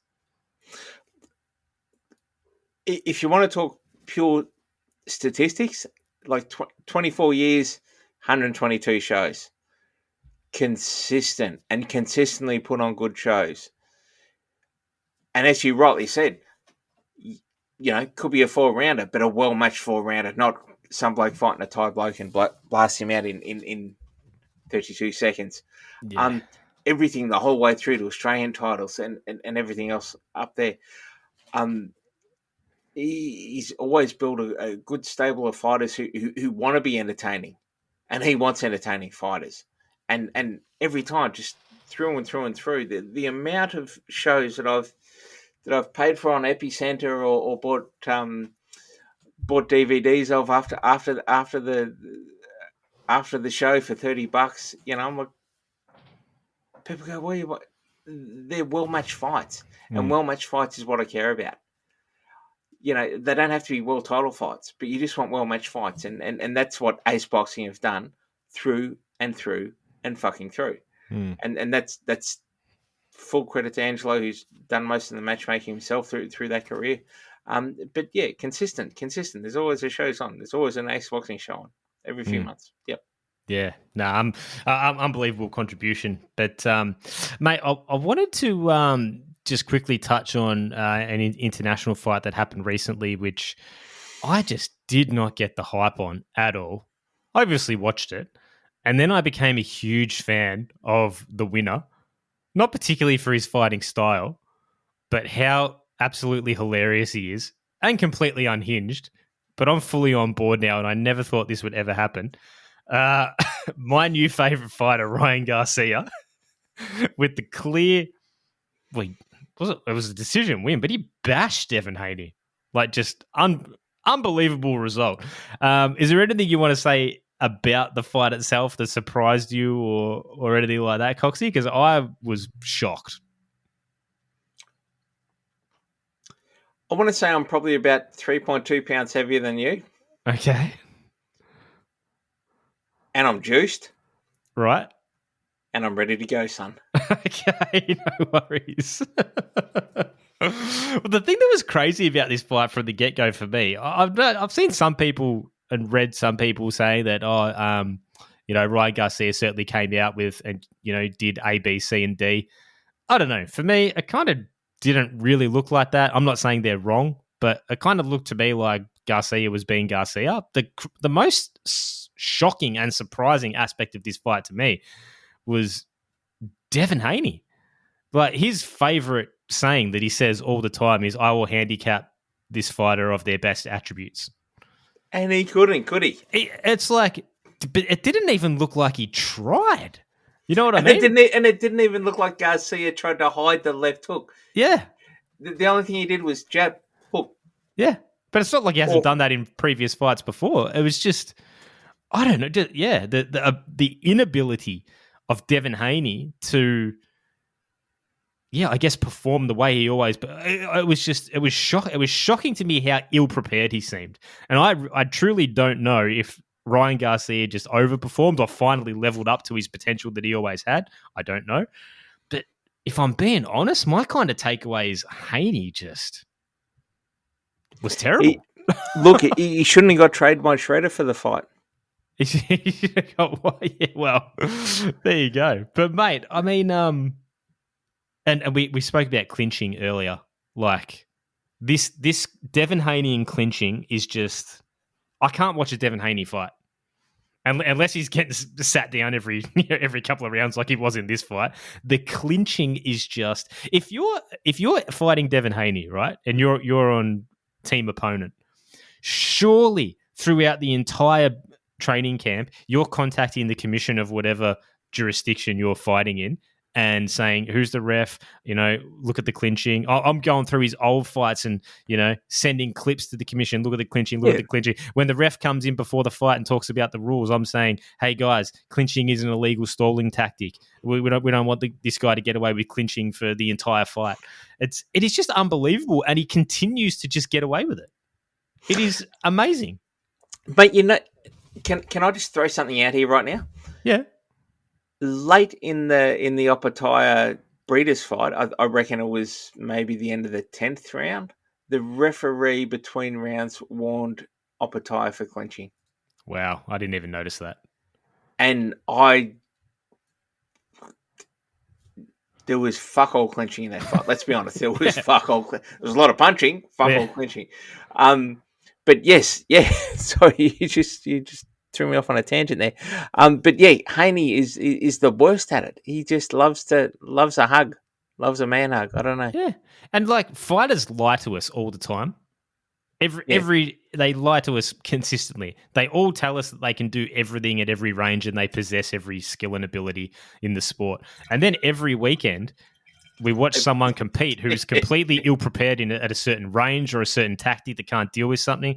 And for Devin Haney, he has zero inside game. It looks like he's never even trained to be on the inside because his only tactic is, okay, if someone gets close, clinch. And then the thing that I think he struggled with the most, the left hook, obviously, but he's never fought anyone that was taller than him or longer or even the same size. He's always been gigantic. So everyone was saying that he had all these bad habits, but we see tall fighters drop their hands all the time. Devin Haney certainly had that ability, but because he was so much taller and longer than everyone, he can get away with dropping his hands a little bit when he throws because no one can reach him. Ryan Garcia is longer than him and he's lightning fast. So the fact that they weren't even onto that and they'd fought 6 times in the amateurs, like, I just think it was a horrible preparation, a horrible execution on fight night. And that's a fight I would pick Devin Haney to win if he prepared correctly. But, just truly, truly shocking. Unbelievable. But now I'm a huge Garcia fan. So, quick question for you. Yeah. Actually, a two-pronged question. Do you think he was juiced, and do you think the weight made a difference? The weight made a difference, 100%. 100%. Correct answer. Was he juiced? I have no idea. But Ryan Garcia, Both are actually correct answers. We'll wait and see what they, what they come out with. But what weight makes a difference? absolutely. If you're going, I can't make 140, so I'll sit here at 143, and the other bloke's bleeding himself down to weight. I'm not saying it affects the result in the end, but let's have a level playing field. Like, this is the drug thing is almost a secondary thing to me. If I said to you, Zach, I don't know what you weigh, but we're going to fight at a certain weight, and I go, well, no, bad luck. Now I'm just a lot heavier than you. Haven't even bled down to the weight. I don't have to replenish myself. I don't have to put all these fluids in and try and. I'm already right where I need to be. Up yours. That's a fucking big difference. So as much as you're a Garcia fan, and I find him very fucking entertaining on social media, the nutcase, but weight is a real thing, and it's a real advantage, and I don't think that's probably a bigger advantage than whatever drugs are in his system. Yeah, well, all you have to do as a fighter is 3 things: show up to fight, make weight, and don't do drugs. Oh, geez, 4 things? What's the 4th? Don't fucking clinch. Oh, there you go, right? So Ryan Garcia showed up to the fight, but he didn't make weight, and he might have been on drugs, so he's 1 out of 3. That's not very good. When I say I'm a fan of him, I've just found his post-fight shenanigans hilarious, but yeah, I can't condone missing weight and doing drugs. But we obviously don't know about the PEDs, so we'll see what happens, what comes out. But I did want to ask you a particular question. Ryan has just come out with all these accusations and denied it all and all this sort of stuff, even though he did test positive. That's undeniable. I know you have a background in PR, Coxie. Yep. So there's probably not anyone that I know who is better prepared to answer a question like this. In your opinion, what is the way? Like, if you were a PR manager and your client tested positive, how would you be handling the situation? Because it seems like the way Garcia is doing it is kind of like the polar opposite of what you should do. And the short answer is yes, mate. So what would you be? Okay, so Garcia's already gone rogue well before the fight, and he was clearly told by his promotional company, Golden Boy Promotions, to pull your head in on social media. Don't be in Australian term, don't be such a goose out there. And he's gone, oh yeah, nah, fuck it, I'm going full goose. If you're able to manage the message, you sit off and you say, well, there's investigations ongoing, and you put out a statement on behalf of the fighter, and you say, respectfully, we're not doing any interviews. We're sitting here and waiting for the test results to come back. We've got a B sample tested, and we believe that our boys absolutely clean. You certainly do not give the microphone to Ryan fucking Garcia. You don't say, here you go, and it'll bite him in the bum one way or another. It's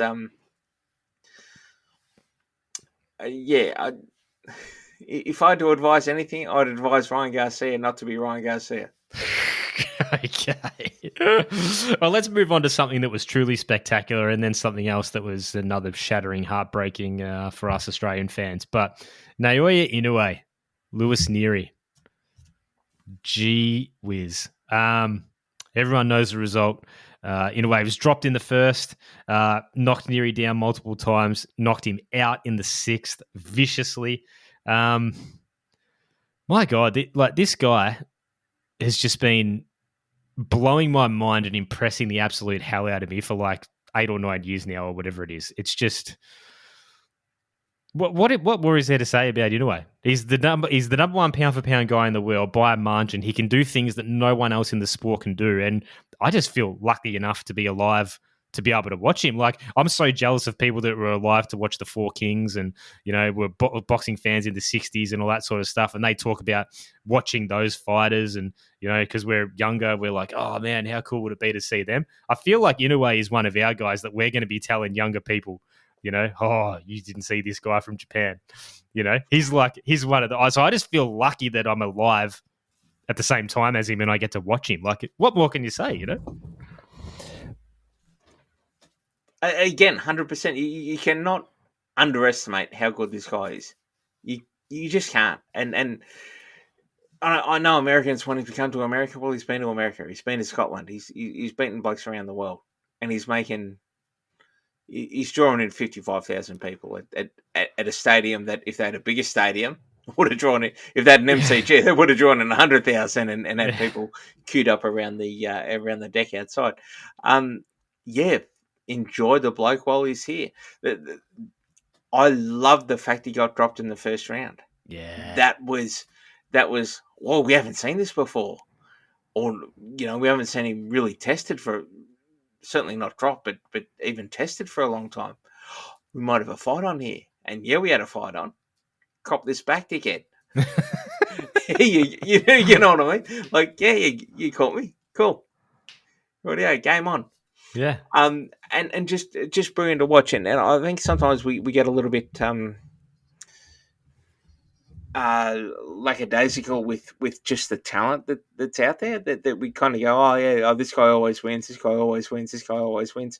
But there's a big difference between, say, an Inoue and a Floyd Mayweather. Yeah, Mayweather always won, but he was boring as fuck. Inoue always wins, and he's entertaining as fuck. Yeah. And that, to me, is a key difference. Yeah. He's unbelievable, isn't he? And I'm with you. The fact that he got knocked down, and he got knocked down hard. Like, it wasn't a flash knockdown. Like, he was hurt, Like, he got his lights put out for a split second there, like the way he fell and landed on his arm. But, that only enhances the greatness of that win, that he made that 100%. mistake early, got caught hard, recovered so quickly, and instantly adjusted back to the calculated assassin and dominated from that point on. Like that. I was watching that fight with my old man, and at the end of it, we were kind of just like not talking, like we were speechless, sort of, Well, you can't. You get captivated by the moment. Yeah. And shout out to Fitz and Bullet there, who I presume will be listening this deep into the podcast. They're the only ones. But like, my old man just looked at me after a couple of minutes, and we were just gathering our thoughts, and he goes, "I think he might be the best fighter I've ever seen." And he's been watching boxing since the late 60s. And he's like, he might be the best, most talented, ruthless, efficient boxer I've ever seen. There is nothing not to love about the bloke. And your dad's right, Fitz is right. You just can't, you go, you got dropped there and you got dropped badly. What's he going to do now? I'll just bash this bloke up and drop him a few times and stuff him in the mid-rounds, go home for sushi, whatever. Like, job done. Yeah, it's just crazy good. Crazy good. It's like every time on this pod we talk about Inoue, it's like this. I never really have any analysis. It's me basically just like gushing about how much of a fan I am. But he's truly just spectacular in every way. Well, what are you going to say? And you can't even say it in real time, or even you just go, "Bo's good." No, he's better than good. He's the best. There's really. Your analysis can't do anything for it to elevate it any more than what it is. It's just one of those. You just go brilliant boxer, and that's where we are. They're very hard to beat at any weight. Unbelievable. But we move on to the co-main event, which was another really, really tough one to take. Really tough one. Did you like the way I was trying to drag on the Inoue talk to avoid the co-main event? Yeah, I appreciated it, mate. But again, we got to rip the Band-Aid off. But, we're running out of time, mate. Shiki Takei with a pretty clear unanimous decision over Jason Moloney to take Jason's WBO bantamweight title. Jason almost pulled a rabbit out of the hat in the 12th. He almost did, but it was a largely dominant, pretty wide decision for Takei.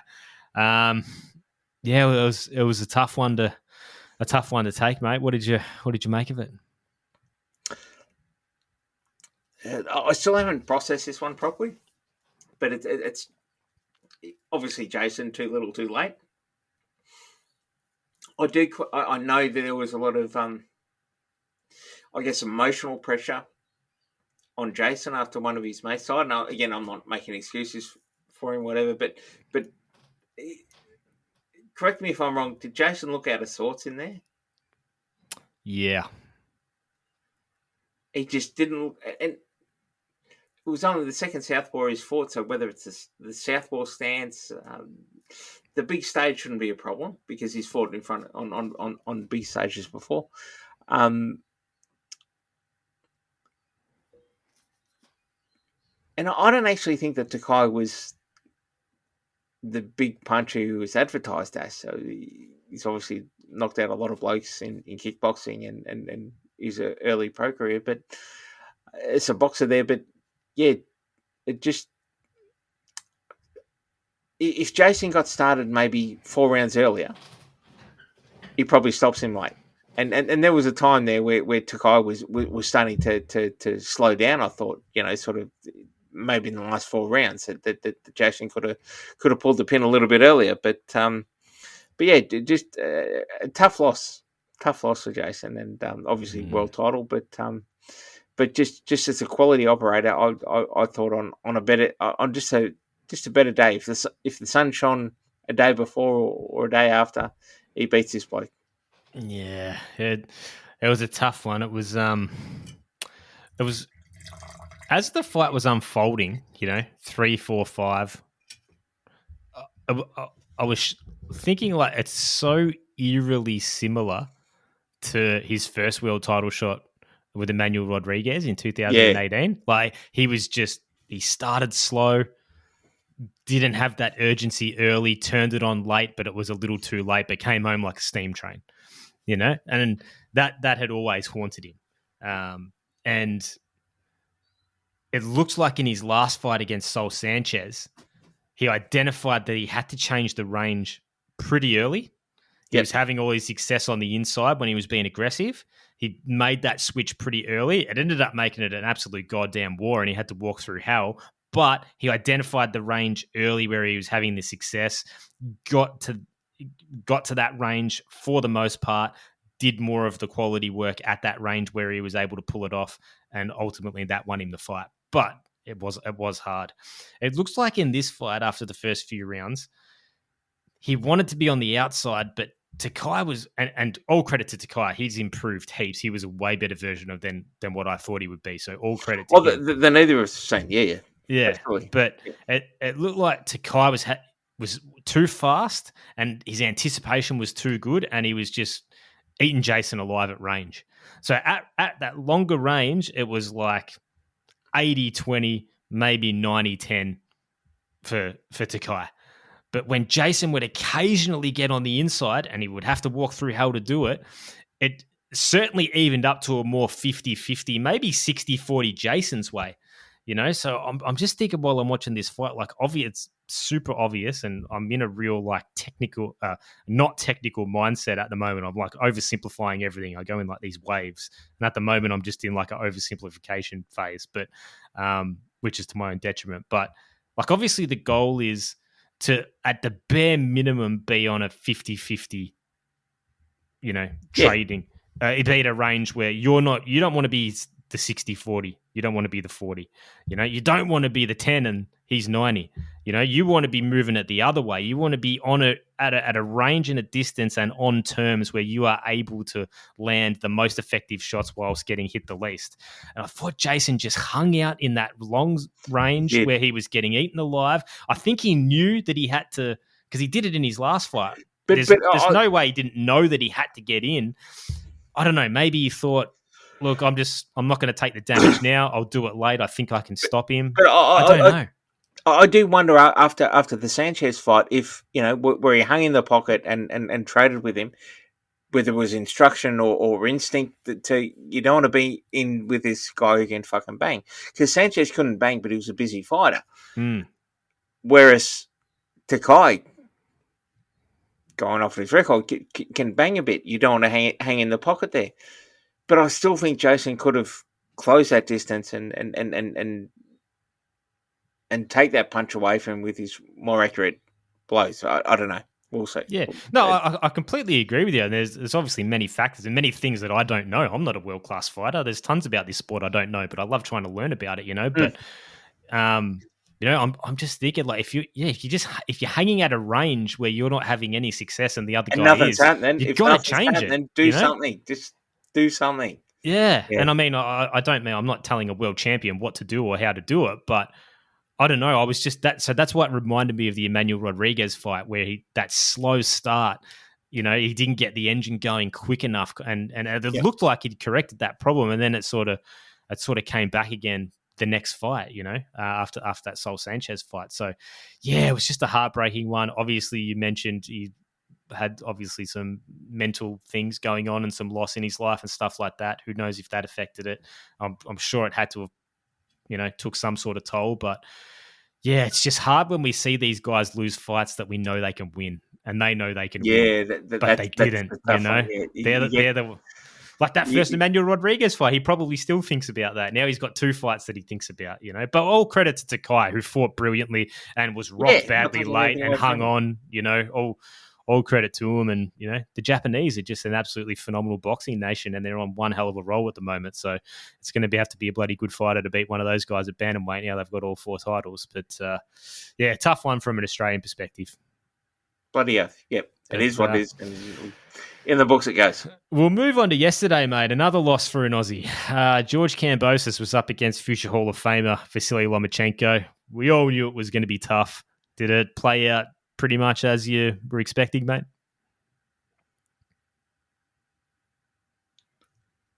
Yes. Okay, fair enough.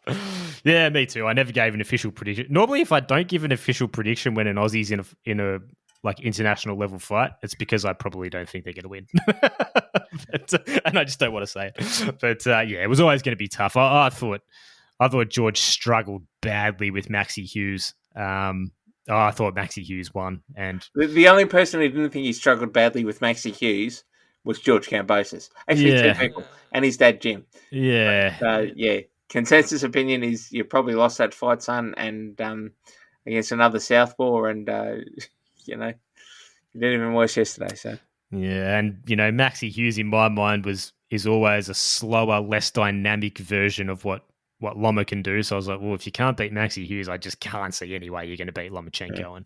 Yeah. And I thought George won the first round because Loma really didn't do much, and he was going to the body, but then Loma just dominated every single second after that fight. It wasn't even close. But I mean, credit to George. He's tough as nails. He'll fight the best in the world, but I think he's lost his last 4 fights. He's not 3 and 1 and 3. I think it's 0 and 4. But credit to him, and he'll always have that Teofimo Lopez win. It's just an incredible day in Australian sport and something we'll never forget. But credit to him for challenging himself. Let's circle back a little bit here. So we've got 2 Australians who've lost their last fights. Mm-hmm. Do you think Kambosos would face Liam Wilson? Yeah, I know Liam Wilson's put that out there, hasn't he? But and well before this fight. Yeah. Oh, look, I wouldn't mind it. Is Liam going up to lightweight and staying there, or what's the? Look, what I've heard from Keithy George on Twitter is that they could go up to lightweight and have a 4-fight series for all on pay-per-view just for you. I will not be buying it, but I don't know. It's probably a similar thing to we were talking about Zerafa, like getting to that level and not wanting to come down. Like I just can't imagine that George doesn't want to do anything that's not international on an international level. I don't know what's next. We'll have to see. I haven't really thought about it. That's a good question, mate. I can't really give you an answer, to be honest. But if he wants to do something on an international level, maybe go across and pay his last trainer from Florida. But that's another story. Yeah, well, he seems to have a few issues outside the ring too, but that's none of our business. But mate, I won't bore you with the details on the question, but because I know you've still got to catch up on it with a busy Mother's Day yesterday. But I did watch Andrew Moloney and Pedro Guevara. Just another real tough pill to swallow. Seen a lot of people that clearly scored it for Guevara, including some Australians too. I wasn't scoring while I was watching, but I thought Andy did enough. I thought I thought the easiest rounds to score in that fight, because there were a lot of close rounds, were the first 4. and I thought Andrew won them all quite clearly. The first round was close, but I'd still edge Andy. I thought he won 2, 3, and 4. So then I'm thinking, you've got 8 rounds left. Are you telling me that Andrew only won one of those rounds? Again, I wasn't scoring round by round, but I just find that hard to believe. I felt like the last 2/3 of the fight were kind of like on even terms. So if you go by that logic, it's Andrew 8-4 or 7-5. That's what I thought. I even think Pedro Guevara was shocked when his hand was raised. Congratulations to him. Lovely bloke, fought really hard, tough as nails. Andrew was chinning him with the right hand, and he never wobbled. So all credit to him. But I just really felt like Andrew did enough. But people hit me up. Give me your thoughts. Tell me where I've gone wrong in my scoring or my bias. But I'd like to get your thoughts on it, Coxie, once you sort of catch up on it too. But just a disappointing week for the Maloneys. I've always said they're my 2 favourite fighters, so it was disappointing for me as well. Tigers got flogged. You had the best call yesterday. It's just not my time. But I don't want to make it all about myself. You'll be happy to know that I'm on the top of the footy tipping. So just to give you a little bit of relief on how bad your loss going. That makes me sadder. Look, it's been a bad week to be a Moloney fan. It's been a bad week to be a Moloney twin. And it's been a bad week to be an Aussie fight fan, to be honest. Yeah. Look, I'm yet to go back and see see Andy's fight. I saw a few highlight clips or whatever, so I can't comment on the scoring there. My understanding from just sort of people I watch on Twitter and things like that is that it was a close fight, and Andy maybe won it. I can't comment on if it was an egregious robbery or just a close fight that you thought you edged a few rounds that maybe went the other way. I don't know. But yeah, a tough one for Aussie fight fans in the sense that we had both the Moloney twins who are both we're both massive fans of, and I don't think anyone, not just from here but abroad as well, who loves their boxing and certainly loves the boxing in a lot of weights, wouldn't be a fan of both guys. They're just brilliant people, brilliant boxers, and guys you just want to see come out with the best. So I'll go back and watch Andy's fight this afternoon. Shout out to my mum who I sacrificed an Australian in a world title fight to go and see. The ultimate sacrifice. God bless you, Joy. But yeah, just the way it is. Yeah. Both boxing and family. Yeah. Yep. Tough one for us yesterday, but I reckon if anyone's going to correct the shit for us, it's going to be Jai. But we'll just finish, mate, just on one upcoming fight, and it's a little ways away, but I'd love to get your thoughts on it. And it was sort of on the docket for a while, but it wasn't official. Recently, within the last couple of weeks, it's become official. Australia's Liam Parrow's fighting for the IBF Super Lightweight title in Puerto Rico against the Puerto Rican champion, and that champion happens to be Subriel Matias. To continue the theme of Australians not getting easy world title shots, Jesus Christ. This is one hell of a tough fight, and it's in his backyard. Is it unwinnable? I don't think so. I've really got to think about it a lot more. I'm backing Liam. I always back the Aussie.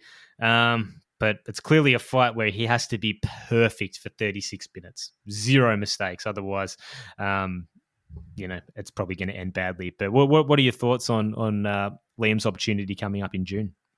See, look, I kind of disagree with you on that. I don't think he has to be perfect for 36 minutes. He has to be perfect for as long as the fight lasts. True. And Subriel Matias has been stopped before. Yeah. And had his head rolling back and his eyes rolling back when he got clipped there. I don't think he's a guy that you go, I've got to box him because he's a big puncher. I've got to stand on the back foot. I reckon he's probably a bloke that you have to push back and say, I'll take your power, or be defensively sound and put one on your viral in, and then put another one on your viral in, and maybe dig to the body a bit too. I don't think that it's that mentality that, oh, he's a big puncher, so I've got to fight off the back foot. I've got to sit here and dodge his punches and look to land a counter. I don't know if that's the case. I haven't seen enough. I've seen some of him, but I haven't seen enough of him to make a full assessment of that. But I would presume that it's a big puncher, as he is, and a wonderful puncher. He's probably not that good, and certainly seeing that knockout that he had, didn't feel real comfortable on the back foot. I'd have to look up a little bit more of him, but I wouldn't be saying fight off the back foot and don't press forward because you might hit with a hard one. I think there's probably opportunities there for Paro coming through. Wow. Okay, mate. Yeah, you've got the gears turning in my head. Okay. And yeah, you're right. If that sort of is the game plan, I guess, even though Liam hasn't been incredibly active the last couple of years, but it would seem to be that the change they've made while he's training in America is getting him a little bit more forward moving and, back in his own power a little bit. So, yeah, okay, you might be onto something, mate. I have to admit, I just took the approach of, Liam's control of distance, though his countering ability. So I assumed he would just take that position in the fight and try and, outbox Subriel and not get hurt. But, yeah, you're right. Maybe the way forward is... And you're probably right too, but you can still control distance coming forward and just... Yeah. Changing that. If he's not comfortable, again, I've got to look up more fights there and just see where. Let me put it this way: Matthias has won every fight coming forward. He lost his one fight going backwards. Yeah. So, not saying it's just tick a box and away you go, but you can still be defensively sound coming forward and putting pressure on a bloke and not having him being able to have that pressure on the back foot to throw the big rear hand over the top. And that may or may not be a thing. We'll wait and see when the fight happens. But again, very exciting time. And, we're looking forward to crowning another Australian world champ. We're overdue.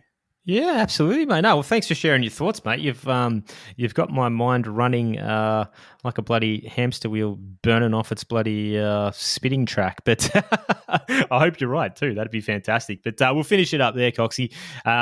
We got another knuckle down done, mate. Always a heap of fun. I always enjoy doing the research and always enjoy going back and forth with you, mate, and getting your expert eye and getting your expert opinions over these fights. It's always super informative for me, and I'm sure it is for everyone listening as well, mate. So another one in the books. We'll do one again down the track, and I know it's always a little bit of a task and a ton of preparation. I ask you to do more than anyone else that's ever been on the pod, and you always say yes, mate. So I appreciate how thoroughly and how much time you put into it too. So, yeah, thank you. No worries, Coach. And, mate, we will have the links to all the outlets you write for, including the Ring Magazine and Ring News 24 in the description of this episode. So, everyone, if you want to jump on board with Anthony Cox's world-class content, which you should be already, but if you're not, just click on those links and get reading. Also, Coxie's social media links and accounts are in the description too, so you can follow along with him personally and find what content you want, depending on what outlet he's writing for at the time. But you've been doing an absolutely amazing set of interviews, probably the last, I feel like the whole time you've been there, but especially the last 6 months at the Ring. Coxie, you've pretty much been able to have great time, really close to fights with pretty much every Aussie that's been in big world, like internationally relevant fights. You're the guy that gets to write the article for it, mate. How much fun has that been for you recently, mate? The best thing, I just call him up to talk about fishing. Okay. we just go tackle talk. Okay. We just go. No, it's been a lot of fun, and fortunately, there's a lot of Aussie boxers who do like fishing, and that ends up being the topic of discussion after we talk about the fights. But yeah, no, it's great to have a hotline to various top line fighters in Australia and talk about their fights and their upcoming fights and their previous fights and doing that. I always enjoy talking to them, and they're always. Aussie fighters are probably I've interviewed plenty of international fighters as well, but the Aussie ones are the best. They're the most relaxed and great to talk to. It's excellent, mate. Well, you do a great job. I'm sure the fighters appreciate the coverage you're giving them, and I know us fans, we love it as well. So keep up the great work, and may it long continue, mate. But that's another knuckle down. Another knuckle down in the books, mate. I'll catch you on the next one. Right, mate. All right, guys, and there we had it. Another knuckle down is officially in the books. Selfishly and biasedly, I'm hoping we got it right, and it's going to be a great day for Jai. But we'll see what happens. Either way, it should be an excellent fight. The first one was great. We have all the reasons to believe that the second one is going to be as well. But hopefully our predictions come true, because it would be a great way to get Australian boxing back on track after our recent little stretch at the moment. But once again, a massive thank you to Anthony Cox. As I sort of touched on at the end there, doing these knuckle downs, it requires a lot of time, in research. We make a lot of notes. We watch the fight multiple times. It's a lot of time that I ask from Anthony that he's never going to get back, and he always gives it to me. So I always massively appreciate it. And as I mentioned in the chat there, check the description of this episode for all the links and the websites and the outlets that Anthony does his great work on, that you guys can get along and support one of the good guys. He's always doing what he does because he loves boxing and he wants to help the fighters as much as possible. He does it for the right reasons. So the least we can do is get on board with a quality operator like that and help spread his great content to even more eyeballs who can then enjoy the sport for themselves like we do.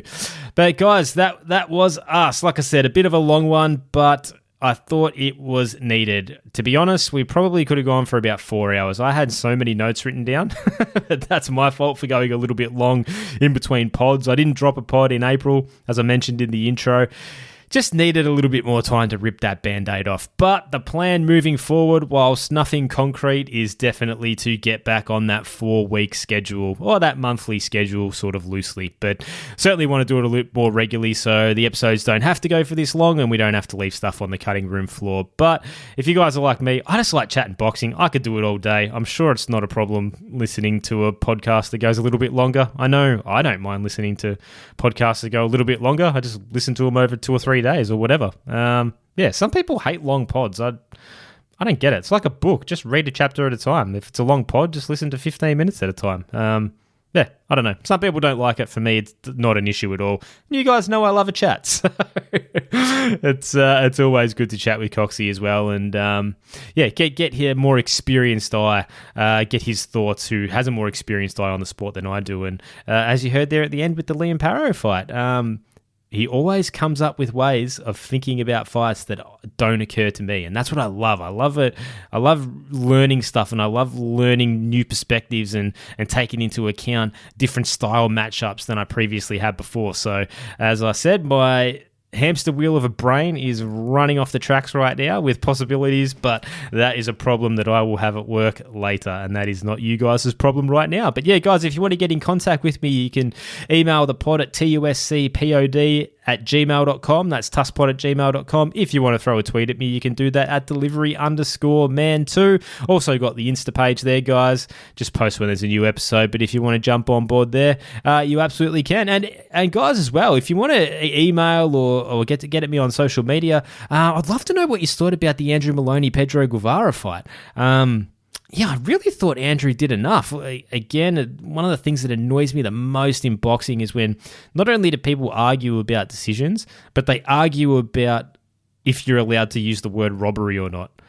Who cares? I'm just here to watch the fights, man. I'm not going to call it a robbery because I don't know. I just thought Andrew did enough to win. But I'd love to hear your thoughts. So if you want to share them with me, and we can get a bit of a consensus, reach out on whatever way is easiest and most convenient for you. But yeah, guys, we've got the big fight coming up this week with Jai Opetaia and Maris Briedis, the rematch. Hopefully Jai can get that done and get his IBF world title back, which would be pretty comical considering the way that he lost it, but that's a whole nother storyline and a conversation for a different podcast. But guys, enjoy the fights on the weekend. I'll be hoping to be back in roughly about 4 weeks or so with another new episode and another new guest. Enjoy the fights, and I'll chat to you then. Well, let's travel, may add up the change.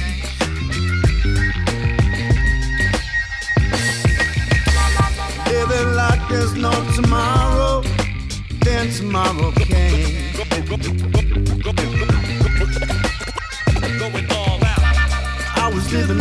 no tomorrow.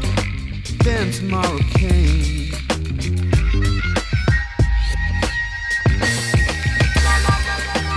I got the wake-up call, laughing through the window frame.